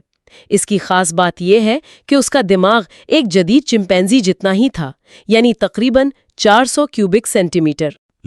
लेकिन उसके कूल्हे और टांगों की हड्डियां साफ जाहिर करती हैं कि वो बिल्कुल हमारी तरह 2 टांगों पर सीधा चलती थी। تو سیدھا چلنا پہلے آیا اور بڑا دماغ بہت بعد میں، یہ تو کمال کی بات ہے۔ بالکل، اور اس کا سب سے شاندار ثبوت تنزانیہ کے علاقے لٹولی میں ملا ہے۔ وہاں 36 لاکھ سال پہلے ایک آتش فشاں پھٹا اور اس کی گیلی راکھ پر ہمارے 2 آباء و اجداد چل کر گزرے۔ بعد میں سورج نے اس راکھ کو پکا کر پتھر بنا دیا اور ان کے قدموں کے نشانات ہمیشہ کے لیے محفوظ ہو گئے۔ ذرا تصور کریں، وہ ایک لمحہ جو وقت میں منجمد ہو گیا۔ شاید ایک جوڑا ساتھ ساتھ چل رہا تھا اور ان کے چلنے کا انداز بالکل جدید انسانوں جیسا تھا۔ یہ سن کر واقعی رونگٹے کھڑے ہو جاتے ہیں۔ لیکن ایک اور مسئلہ جو ذرائع میں اٹھایا گیا ہے وہ فوسلز کے ناموں کا ہے۔ آسٹرالوپیتھیکس، ہومو ہیبیلس، ہومو ارگیسٹر، یہ سب بہت الجھانے والا ہے۔ جی، اور ذرائع میں ایک بہت دلچسپ بات یہ سامنے آتی ہے کہ ناموں کا یہ الجھاؤ اور ماہرین کے درمیان یہ بحث کہ کسی فوسل کو کس خانے میں رکھا جائے اصل میں ارتقاء کا سب سے بڑا ثبوت ہے۔ ایک منٹ، الجھاؤ ثبوت کیسے ہو سکتا ہے؟ یہ تو الٹی بات لگ رہی ہے۔ اسے یوں سمجھیں، اگر ارتقاء نہ ہوا ہوتا اور تمام انواع الگ الگ بنائی گئی ہوتی تو ہر فوسل صاف طور پر کسی ایک خانے میں فٹ ہو جاتا، چمپینزی کے خانے میں اور انسان کے خانے میں۔ لیکن چونکہ ارتقاء ایک مسلسل اور ہموار عمل ہے، ہمیں ایسی درمیانی مخلوقات ملتی ہیں جن میں کچھ خصوصیات ایک گروہ کی ہوتی ہیں اور کچھ دوسرے گروہ کی۔ ذرائع میں اس کی ایک بہترین مثال دی گئی ہے۔ اچھا، یہ بالکل ویسا ہی ہے جیسے کسی نوجوان کو بالغ اور نابالغ کی قانونی حد کے آئین بیچ میں درجہ بند کرنا مشکل ہے۔ کیا 17 سال اور 364 دن کا لڑکا بچہ ہے اور اگلے ہی دن وہ مکمل طور پر بالغ ہو جاتا ہے؟ نہیں، یہ ایک مسلسل عمل ہے۔ واہ، یعنی ارتقاء اتنا ہموار اور مسلسل عمل ہے کہ ہمارے بنائے ہوئے ڈبے چھوٹے پڑ جاتے ہیں۔ یہ تو خود ارتقاء کا سب سے بڑا ثبوت ہے۔ جو خلا ہمیں نظر آتے ہیں وہ حقیقت میں خلا نہیں بلکہ ہماری درجہ بندی کی حدود ہیں۔ بالکل یہی نکتہ ہے۔ جب ہم تمام فوسلز کو ایک قطار میں رکھتے ہیں تو ہمیں ایک واضح رجحان نظر آتا ہے۔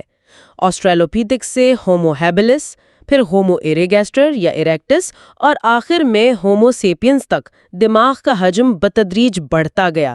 چہرہ کم باہر کو نکلا اور اوزار بنانے کی صلاحیت بہتر ہوتی گئی۔ گمشدہ روابط اب گمشدہ نہیں رہے۔ ہمارے پاس ایک شاندار اور تقریباً غیر منقطع سلسلہ موجود ہے۔ اس باب کا اختتام ایک بہت ہی دلچسپ نقطے پر ہوتا ہے جو ہمیں سیدھا ہماری دوسری کہانی کی طرف لے جاتا ہے۔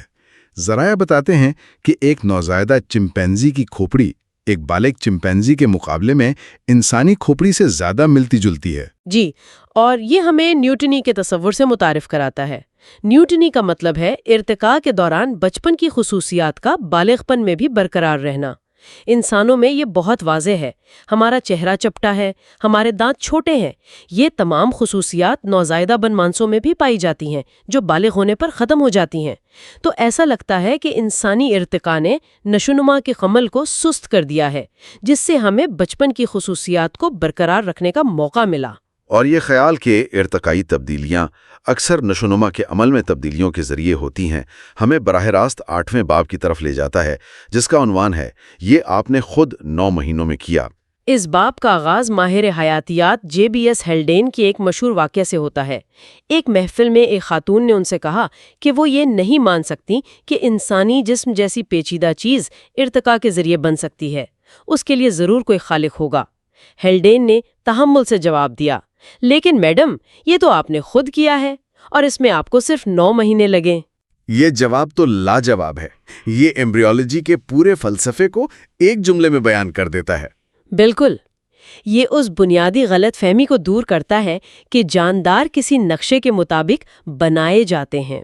ذرائع واضح کرتے ہیں کہ DNA کسی عمارت کے بلو پرنٹ یا نقشے کی طرح نہیں ہے جہاں ہر چیز کی جگہ پہلے سے طے شدہ ہو، بلکہ یہ ایک ترکیب یا کمپیوٹر پروگرام کی طرح ہے جو خودکار تشکیل کے عمل کی رہنمائی کرتا ہے۔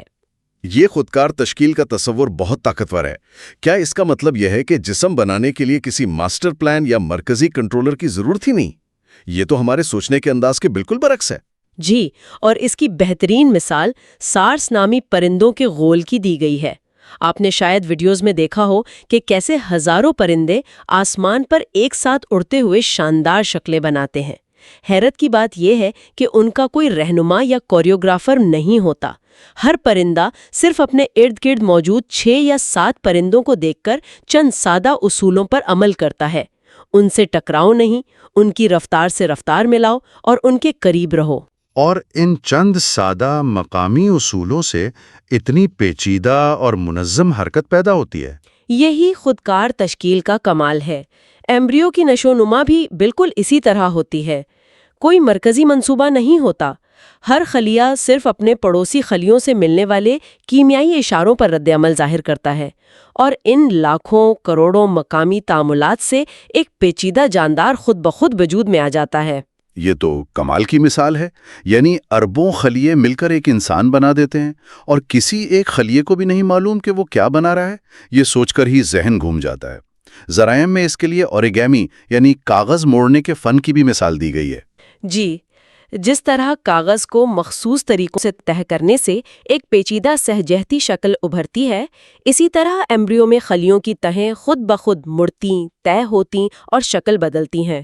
گیسٹرولیشن اور نیورولیشن جیسے عمل جن سے آنت اور اعصابی نظام بنتا ہے، دراصل ایک قسم کی آٹو ایریگامی ہے۔ کوئی باہر سے ہاتھ نہیں ہے جو یہ تہبندی کر رہا ہو، یہ خلیوں کی اپنی خصوصیات کی وجہ سے ہوتی ہے۔ لیکن سائنسدانوں کو کیسے یقین آیا کہ یہ عمل واقعی اتنے سادہ اصولوں سے ممکن ہے؟ اس کے لیے انہوں نے کمپیوٹر ماڈلز کا سہارا لیا۔ برکلے یونیورسٹی کے جارج آسٹر اور ان کے ساتھیوں نے ایک خلیے کے رویے کو کمپیوٹر میں پروگرام کیا۔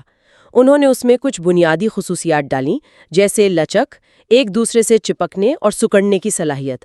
پھر انہوں نے اس ورچوئل خلیے کی ہزاروں کاپیاں بنائیں اور کمپیوٹر کو چلنے دیا، اور انہوں نے دیکھا کہ یہ خلیے صرف ان مقامی اصولوں پر عمل کرتے ہوئے خود بخود ایک ٹیوب کی شکل میں طے ہونا شروع ہو گئے، بالکل ویسے ہی جیسے نیورولیشن کے عمل میں ہوتا ہے۔ اچھا، جی، یہ اس بات کا زبردست ثبوت تھا کہ پیچیدہ ساختیں سادہ مقامی اصولوں سے ابھر سکتی ہیں۔ ٹھیک ہے، تو یہ خلیوں کی حرکت کی سطح پر ہو گیا، لیکن وہ مقامی اصول خود کہاں سے آتے ہیں؟ ان کی بنیاد کیا ہے؟ بہت اچھا سوال۔ اس کے لیے ہمیں مالیکیولر سطح پر جانا پڑے گا۔ یہ اصول پروٹینز کی شکل میں موجود ہیں۔ پروٹینز امینو ایسڈز کی لمبی زنجیریں ہوتی ہیں۔ جین کا کام صرف یہ بتانا ہوتا ہے کہ امینو ایسڈز کو کس ترتیب میں جوڑنا ہے۔ اس کے بعد جو ہوتا ہے وہ خالصتاً کیمیا اور طبیعت ہے۔ وہ زنجیر کیمیائی قوانین کے تحت خود بخود ایک مخصوص سہجہتی شکل میں مڑ جاتی ہے۔ اور وہ شکل ہی سب کچھ ہے؟ بالکل، پروٹین کی شکل اس کے کام کا تعین کرتی ہے، خاص طور پر انزائمز کے طور پر، جو جسم میں ہونے والے کیمیائی تعاملات کو خربوں گنا تیز کر دیتے ہیں۔ ان کی مخصوص شکل ایک تالے کی طرح ہوتی ہے، جس میں صرف ایک مخصوص چابی یعنی کوئی دوسرا مالیکیول فٹ ہو سکتا ہے۔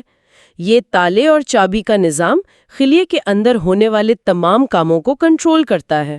تو اگر میں اسے جوڑنے کی کوشش کروں، جینز امینو ایسڈ کی ترتیب بتاتے ہیں، ترتیب سے پروٹین کی شکل بنتی ہے اور شکل سے اس کا کام طے ہوتا ہے، اور یہ سب مقامی سطح پر ہو رہا ہے۔ کوئی بھی جین پورے بازو یا آنکھ کا منصوبہ نہیں رکھتا۔ امینو ایسڈ کی ترتیب کو تھوڑا سا بدل دیتی ہے، اس سے پروٹین کی شکل میں معمولی تبدیلی آتی ہے۔ یہ بدلی ہوئی شکل خلیے کے اندر کیمیائی عمل کو تھوڑا سا مختلف طریقے سے متاثر کرتی ہے، اور یہ تبدیلی ایمبریو کی نشو نما کو متاثر کرتی ہے، اور آخر کار اس کا اثر بالغ جاندار کی بقا اور نسل بڑھانے کی صلاحیت پر پڑتا ہے۔ یہ ایک مکمل طور پر نچلی سطح سے اوپر آنے والا عمل ہے، نہ کہ کوئی اوپر سے نیچے آنے والا منصوبہ۔ تو ان سب کا کیا مطلب ہے؟ آج کی اس گہری گفتگو سے 2 بہت بڑی باتیں سامنے آئیں۔ پہلی تو یہ کہ انسانی ارتقاء کا فوسل ریکارڈ، جسے اکثر خالی سمجھا جاتا ہے، دراصل حیرت انگیز طور پر مکمل ہے، اور جو خلا ہمیں نظر آتے ہیں وہ اکثر ہماری درجہ بندی کی مجبوری ہیں، نہ کہ حقیقی خلا۔ اور دوسری، جو شاید اس سے بھی زیادہ گہری بات ہے، وہ یہ کہ زندگی کی ناقابل یقین پیچیدگی کسی عظیم نقشے یا منصوبے کا نتیجہ نہیں، بلکہ اربوں سادہ مقامی اصولوں کا مجموعی نتیجہ ہے جو خودکار تشکیل کے ذریعے کام کرتے ہیں۔ یہ ایک جاندار کو بنانے کا نہ صرف ایک زیادہ مؤثر بلکہ ارتقاء کے قابل طریقہ بھی ہے، کیونکہ اس میں چھوٹی چھوٹی تبدیلیاں کر کے نئی چیزیں پیدا کی جا سکتی ہیں۔ آخر میں ہمارے سامعین کے لیے ایک سوچ۔ ہم نے بات کی کہ کیسے انسانوں نے ارتقاء کے دوران نیوٹینی کے ذریعے بچپن کی جسمانی خصوصیات کو برقرار رکھا، جیسے چپٹا چہرہ۔ ذرا سوچیں، انسانیت نے ارتقاء کے دوران اور کون سی بچگانہ خصوصیات صرف جسمانی نہیں بلکہ شاید رویے سے متعلق، جیسے تجسس، کھیل کود کی عادت یا زندگی بھر سیکھنے کی صلاحیت برقرار رکھی ہوں گی، اور ان خصوصیات نے ہماری نو کو اس سیارے پر سب سے غالب نو بنانے میں کیا کردار ادا کیا ہوگا؟ باب 9، بر اعظموں کا سفینہ۔ جی، اور اس کی شروعات ہی ایک بڑے دلچسپ سوال سے ہوتی ہے کہ اگر دنیا میں جزیرے نہ ہوتے تو کیا ہوتا؟ یہ سوال بظاہر سادہ لگتا ہے لیکن یہ بہت گہرا ہے، وہ کیسے؟ کیونکہ یہاں جزیرے کا مطلب صرف وہ زمین نہیں ہے جو پانی سے گھری ہو۔ ذرائع کے مطابق ایک مچھلی کے لیے ایک جھیل بھی ایک جزیرہ ہے۔ اچھا، ایک پہاڑ کی چوٹی پر رہنے والے کیڑے کے لیے ہر دوسری پہاڑی چوٹی ایک بالکل الگ جزیرہ ہے۔ اصل میں ارتقاء کی کہانی میں تنہائی کا کردار مرکزی ہے۔ لیکن تنہائی اتنی ضروری کیوں ہے؟ مطلب کیا نئی انواع کہیں بھی کسی بھی آبادی کے بیچ میں ہی نہیں بن سکتی؟ یہ بہت اچھا سوال ہے۔ دیکھیں، جب تک آبادیاں آپس میں ملتی جلتی رہتی ہیں، ان کے جینز بھی آپس میں ملتے رہتے ہیں۔ ٹھیک ہے۔ اسے جین فلو کہتے ہیں۔ یہ جین فلو ایک طرح سے سب کو ایک جیسا بنائے رکھتا ہے۔ یہ انواع کو الگ الگ شاخوں میں بٹنے سے روکنے رکھتا ہے۔ اچھا، تو نئی نو بننے کے لیے اس جین فلو کو روکنا ضروری ہے، یعنی آبادی کے ایک حصے کو باقیوں سے الگ کرنا پڑے گا۔ بالکل، اور یہ علیحدگی اکثر جغرافیائی ہوتی ہے، جیسے کوئی دریا بن گیا یا پہاڑی سلسلہ کھڑا ہو گیا، یعنی کوئی رکاوٹ آ گئی۔ جی، ذرائع میں ایک فرضی مثال ہے کہ ممالیہ اور رینگنے والے جانوروں کا کوئی مشترکہ جد تھا۔ اس کی آبادی 2 حصوں میں بٹ گئی۔ اب یہ دونوں آبادیاں لاکھوں سال تک ایک دوسرے سے مل نہیں پاتی، اور اس دوران وہ بدلتی رہیں گی؟ بالکل، وہ اپنے اپنے ماحول کے مطابق ڈھلیں گی، ان میں مختلف تبدیلیاں آئیں گی، اور لاکھوں سال بعد وہ اتنی مختلف ہو چکی ہوں گی کہ وہ 2 الگ انواع بن جائیں گی۔ اور اس کی سب سے بہترین مثال شاید گلاپاگوس جزیرہ ہے نا، ڈارون والی۔ جی، ڈارون نے جو چیز وہاں دیکھی وہ اتفاق سے کہیں زیادہ تھی۔ اس نے دیکھا کہ ان جزیروں پر موجود جانور جنوبی امریکہ کے جانوروں سے ملتے جلتے تو تھے، لیکن بالکل ویسے نہیں تھے، اور ہر جزیرے پر الگ تھے۔ یہی تو سب سے دلچسپ بات تھی۔ ایک جزیرے کے کچھوے کا خول اونچا تھا تاکہ وہ کیکٹس کھا سکے، دوسرے جزیرے پر جہاں گھاس تھی وہاں کے کچھوے کا خول گنبد جیسا تھا۔ تبھی تو ڈارون نے لکھا تھا کہ گویا ایک ہی نوع کو لے کر مختلف مقاصد کے لیے تبدیل کر دیا گیا ہو۔ بالکل، یہ ایک منظم پیٹرن تھا، کوئی اتفاق نہیں۔ اور یہ صرف گلاپاگوس کی بات نہیں ہے۔ افریقہ کی عظیم جھیلوں میں سکلڈ مچھلیوں کی سینکڑوں انواع ہیں، ہر جھیل میں اپنی قسم کی۔ یا آسٹریلیا کی مثال، جہاں مارسوپیلز ہیں۔ جی ہاں، کینگرو اور کوآلا نے وہی جگہ بھری ہیں جو باقی دنیا میں ہرن اور شیر نے۔ یعنی ارتقاء نے ایک ہی مسئلے کو 2 الگ الگ جزیروں پر 2 بالکل مختلف طریقوں سے حل کیا ہے۔ اسی جغرافیائی تقسیم کے حوالے سے ذرائع میں نوح کی کشتی کی کہانی پر بھی کچھ سوالات اٹھائے گئے ہیں۔ جی، مصنف ایک منطقی سوال پوچھتے ہیں کہ اگر تمام جانور ایک ہی جگہ جیسے کوہ ارارات سے پھیلے تو ان کی آج کی تقسیم کیسے سمجھائی جائے؟ مطلب یہ کہ تمام مارسوپیلز صرف آسٹریلیا ہی کیوں گئے؟ راستے میں ایشیا یا افریقہ میں کیوں نہیں رکے؟ یا تمام لیمر صرف میڈاگاسکر جزیرے پر ہی کیوں پائے جاتے ہیں؟ ہاں، یہ تو سوچنے والی بات ہے۔ ارتقائی نظریہ کہتا ہے کہ یہ جانور وہیں پیدا ہوئے اور ارتقاء پذیر ہوئے جہاں وہ آج ہیں، لیکن ایک مرکزی نقطے سے پھیلاؤ اس تقسیم کی وضاحت نہیں کر پاتا۔ اور یہیں پر براعظموں کی اپنی حرکت کا تصور سامنے آتا ہے، کانٹیننٹل ڈرفٹ۔ یہ تو پوری کہانی کو یہ بدل دیتا ہے۔ ایلفریڈ ویگنر کا یہ نظریہ، جسے اب ہم پلیٹ ٹیکٹونکس کہتے ہیں، اس پہیلی کا ایک بہت اہم حصہ ہے۔ لیکن اس کا ثبوت کیا ہے؟ سب سے بڑا ثبوت سمندر کی تہہ میں ہے، وہ مقناطیسی پٹیوں والی بات۔ ہاں، بولو، واقعی دماغ گھما دینے والی ہے۔ اسے ایسے سمجھیں کہ زمین اپنی تاریخ خود لکھ رہی ہے۔ وسط بحر اوقیانوس کی پہاڑی پر زمین کے اندر سے مسلسل لاوا نکلتا ہے اور ٹھنڈا ہو کر نئی چٹان بناتا ہے۔ جی، اور جب وہ لاوا ٹھنڈا ہوتا ہے تو اس میں موجود معدنیات اس وقت کے زمینی مقناطیسی میدان کے مطابق خود کو ترتیب دے لیتی ہیں، لاکھوں چھوٹی چھوٹی کمپاس سوئیوں کی طرح۔ اور چونکہ زمین کا مقناطیسی میدان ہر چند لاکھ سال بعد الٹ جاتا ہے، اس لیے سمندر کی تہہ پر ان مقناطیسی پٹیوں کا ایک بالکل آئینے جیسا نمونہ بن جاتا ہے۔ یہ اس بات کا ٹھوس ثبوت ہے کہ سمندر کی تہہ پھیل رہی ہے اور برائموں کو ایک دوسرے سے دور دھکیل رہی ہے۔ بالکل، یہ برائم ایک سفینے کی طرح ہے جو اپنے خاص جانوروں اور پودوں کو لے کر لاکھوں سال کے سفر پر ایک دوسرے سے الگ ہو گئے۔ تو ہم نے دیکھا کہ جغرافیہ اور وقت کیسے نئی انواع بناتے ہیں، لیکن سوال یہ ہے کہ ہمیں یہ کیسے معلوم کہ وہ پہلے کبھی ایک تھے بھی؟ اس کا جواب ہمیں جانداروں کے جسمانی خاکوں میں ملتا ہے، اور یہی ہمارے دوسرے حصے کا موضوع ہے، باب 10، رشتہ داری کا شجرہ۔ بالکل، یہ باب ایک بہت ہی دلچسپ خیال سے شروع ہوتا ہے جسے ہومولوجی کہتے ہیں۔ ہومولوجی؟ اس کا مطلب ہے کہ مختلف جانوروں میں اعضاء کی بنیادی ساخت ایک جیسی ہوتی ہے، بھلے ہی ان کی شکل اور کام بالکل مختلف ہوں۔ جیسے انسان کا ہاتھ، بلی کا پنجہ، ویل کا فلپر اور چمگادڑ کا پر۔ ذرائع کے مطابق ان سب میں ہڈیوں کی ترتیب ایک ہی ہے، ایک اوپری ہڈی، پھر 2، پھر کلائی کی ہڈیاں اور پھر 5 انگلیاں۔ جی، یہ تو ایسا ہی ہے جیسے کوئی ایک ہی لیگو سیٹ سے کبھی گاڑی بنائے، کبھی ہوائی جہاز۔ پرزے وہی ہیں، بس ان کو جوڑنے کا انداز بدل جاتا ہے۔ بہت اچھی مثال ہے۔ یا گھوڑے کے سم کو دیکھیں، وہ دراصل اس کی درمیانی انگلی کا ایک بہت بڑا ناخن ہے، باقی انگلیاں وقت کے ساتھ غائب ہو گئیں۔ یہ سب اس طرف اشارہ کرتا ہے کہ ان تمام ممالیہ جانوروں کا کوئی مشترکہ جد تھا جس کا بنیادی منصوبہ یہی تھا۔ اسی سلسلے میں ذرائع میں ادھار نہ لینے یعنی نو بوروئنگ کا ایک بہت گہرا نقطہ بھی ہے۔ یہ کیا ہے؟ یہ تخلیق کار کے تصور پر ایک تنقیدی نقطہ ہے۔ مصنف کہتا ہے کہ ایک انسانی ڈیزائنر جب کوئی اچھی چیز بناتا ہے تو وہ اسے ہر جگہ استعمال کرتا ہے، وہ آئیڈیاز ادھار لیتا ہے۔ ٹھیک ہے، لیکن فطرت میں ایسا نہیں ہوتا۔ مثال کے طور پر پرندوں کے پنکھ اڑنے کے لیے بہترین ہیں، تو پھر چمگادڑوں کے پروں میں پنکھ کیوں نہیں ہیں؟ ہاں، یہ تو اہم سوال ہے۔ ان کی ساخت ایسی کیوں ہے جیسے کھال کو انگلیوں پر پھیلا دیا گیا ہو؟ ارتقائی جواب یہ ہے کہ چمگادڑ پرندوں کی نسل سے نہیں ہے، وہ ممالیہ ہیں۔ تو ان کے اجداد کے پاس پر نہیں تھے بلکہ 5 انگلیوں والے ہاتھ تھے؟ بالکل یہی بات ہے۔ تو ارتقاء نے اسی ہاتھ کو لے کر اسے کھینچ کر لمبا کر کے ایک پر کی شکل دے دی۔ وہ پرندوں سے پنکھ ادھار نہیں لے سکتا تھا کیونکہ وہ اس کی وراثت کا حصہ نہیں تھے۔ واہ، یہ تو ہڈیوں اور ڈھانچوں کی بات ہوئی، لیکن ذرائع کہتے ہیں کہ سب سے مضبوط ثبوت تو سالماتی سطح پر ہے، یعنی ڈی این اے۔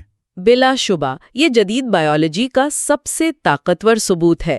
حیران کن بات یہ ہے کہ زمین پر موجود تمام جاندار، بیکٹیریا سے لے کر انسان تک، ایک ہی جینیٹک کوڈ استعمال کرتے ہیں۔ ایک ہی کوڈ؟ جی، لیکن اس کوڈ میں لکھی گئی عبارت یعنی جینز کی ترتیب مختلف ہوتی ہے، اور جب ہم مختلف انواع کے جینز کا موازنہ کرتے ہیں تو وہی خاندانی شجرہ سامنے آتا ہے جو ہمیں ہڈیوں سے ملا تھا۔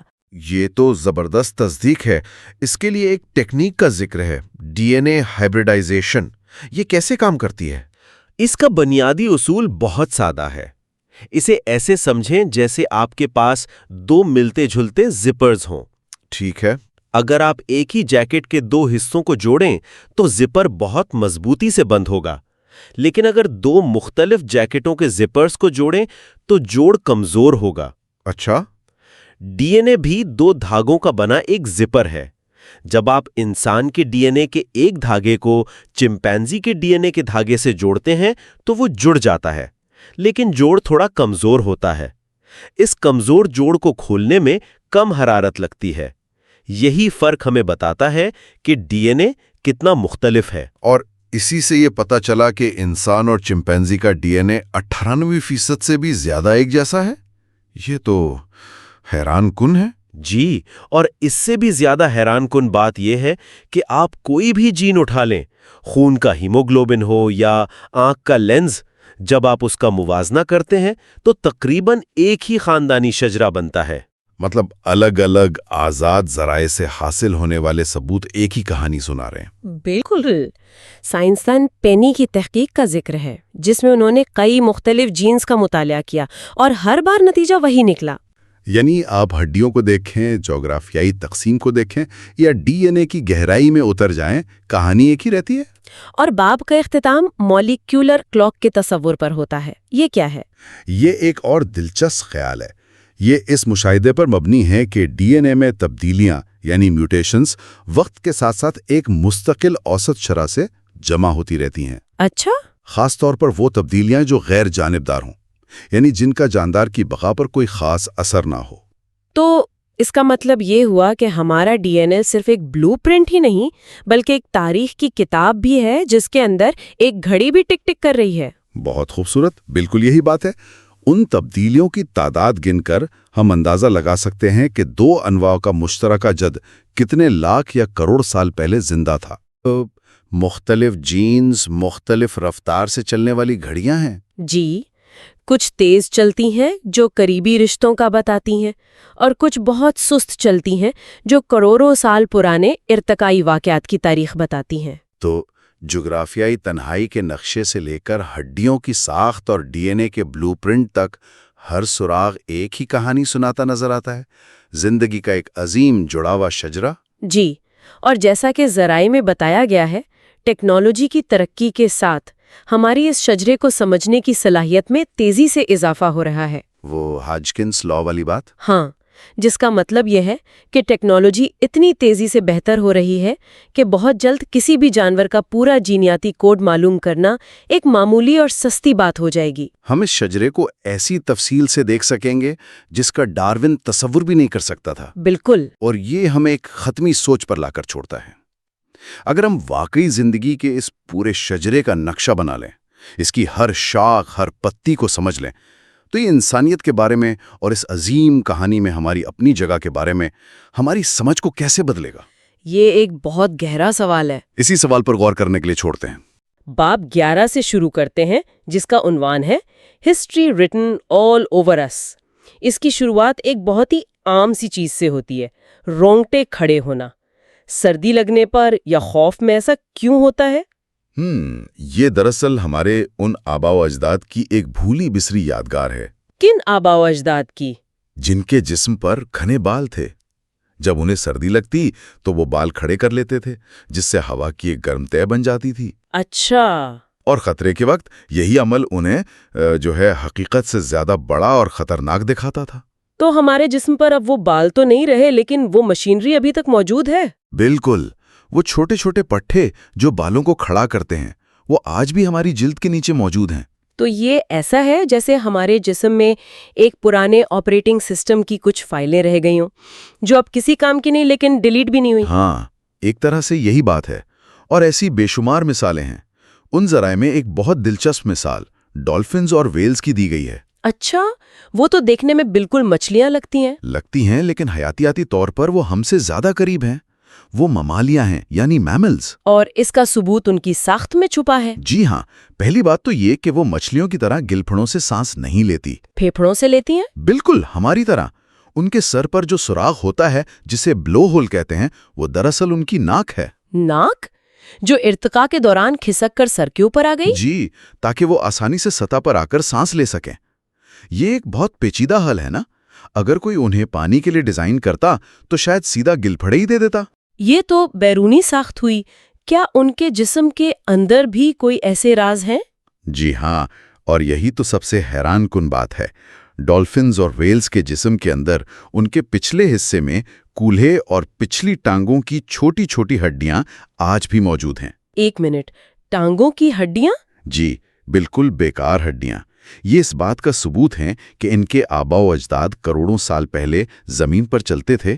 کمال کی بات ہے۔ اور وہ مچھلیوں کی طرح انڈے بھی نہیں دیتی، بلکہ بچے پیدا کرتی ہیں اور انہیں دودھ پلاتی ہیں۔ تو یہ نشانیاں صرف پانی کے جانوروں تک محدود نہیں ہوں گی؟ ہرگز نہیں، پرندوں میں بھی ایسی کئی مثالیں ہیں۔ شتر مرغ کو دیکھیں، اس کے پر تو ہیں لیکن وہ اڑنے کے لیے بالکل ناکارہ ہے۔ وہ انہیں صرف دوڑتے وقت توازن کے لیے استعمال کرتا ہے نا؟ جی، یا سماجی اشاروں کے لیے۔ اور نیوزی لینڈ کے ایک طوطے کاکاپو کا ذکر تو بہت ہی دلچسپ ہے۔ ہاں، وہ کیا ہے؟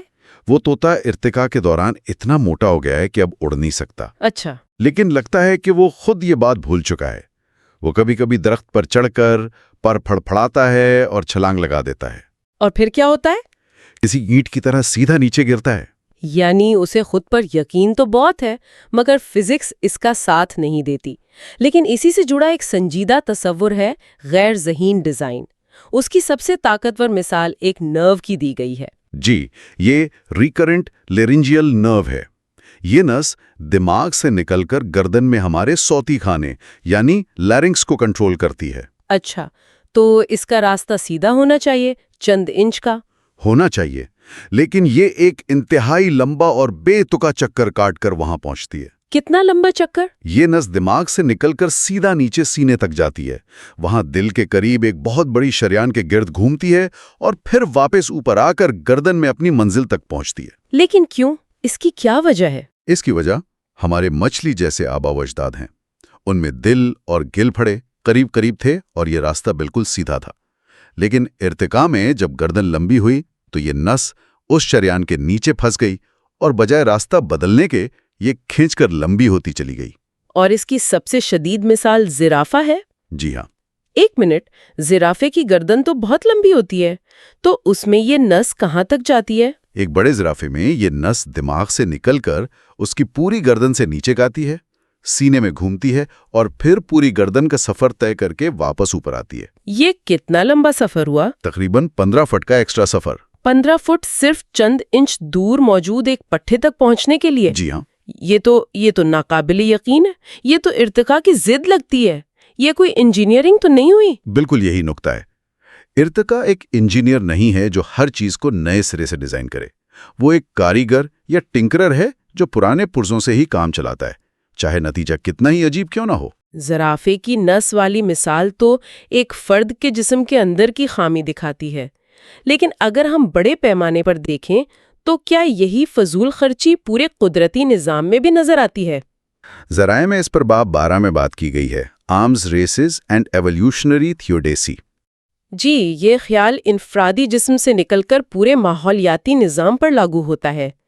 قدرت کوئی منصوبہ بند معیشت نہیں ہے۔ اس کی بہترین مثال جنگل کے درخت ہیں۔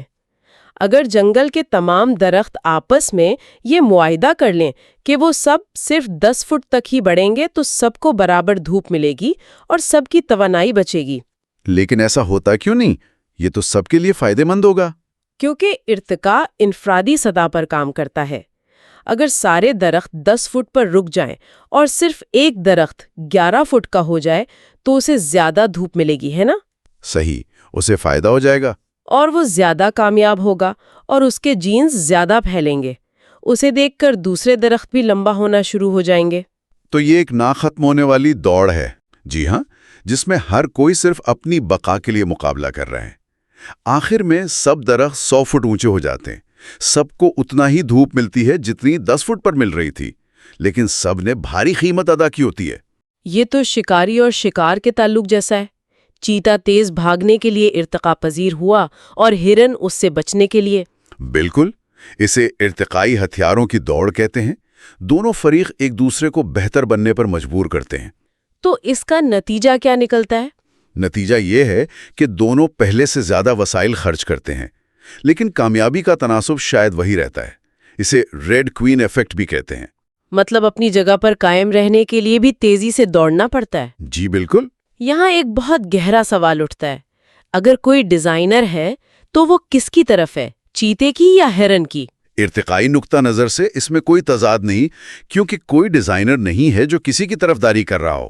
یہ صرف دو نسلوں کی بقا کی جدوجہد کا نتیجہ ہے۔ لیکن یہ ہمیں ایک اور مسئلے کی طرف لے جاتا ہے، قدرت میں پائے جانے والی تکالیف کا مسئلہ، جسے تھیوڈیسی کہتے ہیں۔ جی، ارتقاء کے لیے اچھائی، برائی، تکلیف یا خوشی کی کوئی اندرونی اہمیت نہیں ہے۔ ان کی قدر صرف تب ہے جب وہ جینز کو اگلی نسل تک پہنچانے میں مدد دے۔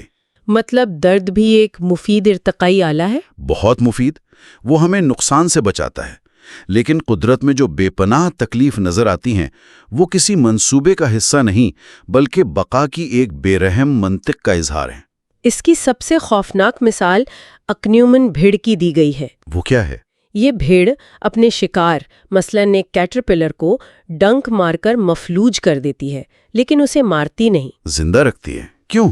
وہ اس زندہ مفلوج جسم کے اندر اپنے انڈے دیتی ہے۔ جب انڈوں سے لاروا نکلتا ہے تو وہ اس کیٹرپلر کو اندر سے زندہ کھانا شروع کر دیتا ہے۔ یہ سن کر بہت تکلیف دہ احساس ہوتا ہے۔ وہ بہت احتیاط سے پہلے غیر ضروری اعضاء کھاتا ہے تاکہ شکار زیادہ سے زیادہ دیر تک زندہ اور تازہ رہے۔ یہ قدرت کی وہ تصویر ہے جسے ہم اکثر دیکھنا نہیں چاہتے۔ یہ ہمیں سیدھا تھیوڈیسی کے مسئلے پر لے آتا ہے کہ سب کا مقصد کیا ہے۔ ارتقائی نقطہ نظر سے اس میں کوئی بدنیتی یا ظلم کا ارادہ نہیں ہے، یہ صرف بقا کی ایک انتہائی مؤثر حکمت عملی ہے۔ یہ بے رحم منطق والی بات بہت گہری ہے۔ یہ تو لگتا ہے کہ قدرت کوئی مہربان باغبان نہیں بلکہ ایک میدان جنگ ہے۔ ڈارون نے خود اپنی کتاب کے آخر میں اسی خیال کو بہت خوبصورتی سے پیش کیا تھا، ہے نا؟ اور یہی ہمارے آخری باب کا موضوع ہے، باب 13، There is grandeur in this view of life۔ بالکل، یہ ڈارون کی کتاب کے آخری اور مشہور ترین پیراگراف کا تجزیہ ہے۔ ڈارون لکھتا ہے کہ فطرت کی جنگ، قحط اور موت سے ہی سب سے اعلیٰ چیزیں وجود میں آتی ہیں۔ وہ اس دل حقیقت کو تسلیم کرتا ہے کہ ارتقاء کا عمل ظالمانہ لگتا ہے، لیکن اس کی خوبصورتی اس کی سادگی اور منطق میں ہے۔ ڈارون نے صرف اندازہ لگایا تھا کہ زندگی چند یا ایک شکل سے شروع ہوئی۔ کیا آج ہم اس بارے میں کچھ زیادہ یقین سے کہہ سکتے ہیں؟ جی ہاں، آج ہم تقریباً یقینی طور پر کہہ سکتے ہیں کہ زمین پر موجود تمام زندگی کی ابتدا ایک ہی جد امجد سے ہوئی ہے۔ اور اس کا سب سے بڑا ثبوت کیا ہے؟ Universal genetic code. تمام جانداروں کا ڈی این اے ایک ہی زبان استعمال کرتا ہے۔ ایک ہی زبان؟ جی، 4 حروف کی ایک ہی الفابیٹ اور ان سے بننے والے الفاظ کی ایک ہی ڈکشنری۔ اگر زندگی الگ الگ شروع ہوئی ہوتی تو یہ ناممکن ہے کہ وہ سب اتفاقاً ایک ہی جینیاتی کوڈ پر پہنچ جاتے ہیں۔ یہ تو بہت طاقتور ثبوت ہے، لیکن وہ پہلی زندگی شروع کیسے ہوئی ہوگی؟ ڈارون کے گرم چھوٹے تالاب کے خیال کے بعد اب کیا نظریات ہیں؟ آج جو نظریہ سب سے زیادہ مانا جاتا ہے وہ RNA ورلڈ تھیوری ہے۔ دیکھیے، زندگی کے آغاز کے لیے خود کو نقل کرنے والی کسی چیز کی ضرورت تھی۔ ہمارے جسم میں DNA یہ کام کرتا ہے، لیکن اسے پروٹینز کی مدد چاہیے۔ دوسری طرف پروٹینز سارے کام کرتے ہیں، لیکن وہ اپنی نقل نہیں بنا سکتے۔ یہ تو وہی مرغی اور انڈے والی بات ہو گئی۔ پہلے کون آیا؟ بالکل، اور اس کا جواب شاید RNA ہے۔ اچھا، تو شاید زندگی RNA سے شروع ہوئی اور بعد میں DNA اور پروٹینز نے اس کی جگہ لے لی۔ غالب امکان یہی ہے۔ ڈارون کے پیراگراف کا اختتام اس جملے پر ہوتا ہے کہ بے شمار خوبصورت اور حیرت انگیز شکلیں ارتقاء پذیر ہوتی رہی ہیں اور ہو رہی ہیں۔ یہ تخلیقی عمل کبھی رکتا کیوں نہیں؟ اس کے پیچھے ایک بہت ہی شاندار خیال ہے جسے ارتقاء پذیری کا ارتقاء کہتے ہیں۔ اس کا کیا مطلب ہوا؟ یعنی ارتقاء خود ارتقاء پذیر ہو رہا ہے؟ ایک طرح سے ہاں، کچھ جانداروں کی جسمانی ساخت ہی ایسی ہوتی ہے جو ارتقاء کے لیے زیادہ موقع فراہم کرتی ہے۔ مثال کے طور پر کیڑے مکوڑوں کا جسم ٹکڑوں میں بٹا ہوتا ہے۔ اس ماڈیولر ڈیزائن کی وجہ سے جینیات میں ایک چھوٹی سی تبدیلی کر کے ان کی ٹانگوں کو پروں میں یا اینٹینا میں تبدیل کیا جا سکتا ہے۔ اچھا، تو ان کی ساخت ہی انہیں آسانی سے نئی شکلیں اختیار کرنے میں مدد دیتی ہے۔ جی، اسی لیے آج دنیا میں کیڑے مکوڑوں کی لاکھوں اقسام ہیں۔ ان کی ساخت ہی انہیں ارتقاء کے لیے زیادہ قابل بناتی ہے۔ تو ہم نے دیکھا کہ تاریخ ہمارے جسموں پر کیسے لکھی ہے، رونگٹیوں سے لے کر زرافے کی گردن کی ایک نس تک، اور پھر ہم نے دیکھا کہ قدرت کی معیشت کس طرح ایک بے رحم مقابلے پر مبنی ہے، جہاں ہر کوئی صرف اپنی بقا کی دوڑ میں لگا ہے۔ اور آخر میں ان سب کو جوڑ کر یہ سمجھنا کہ ہمارا وجود اور ہمارے ارد گرد موجود یہ بے شمار شکلیں کوئی حادثہ نہیں بلکہ اربوں سال پر محیط اس فطرت کی جنگ کا ایک منطقی نتیجہ ہے، زندگی کو دیکھنے کا ایک شاندار نظریہ پیش کرتا ہے۔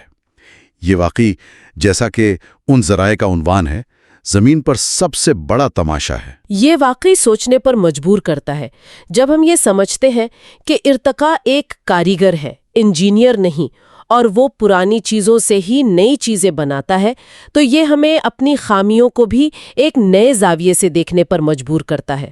ہماری یہ خامیاں دراصل ہماری گہری تاریخ کا ثبوت ہیں۔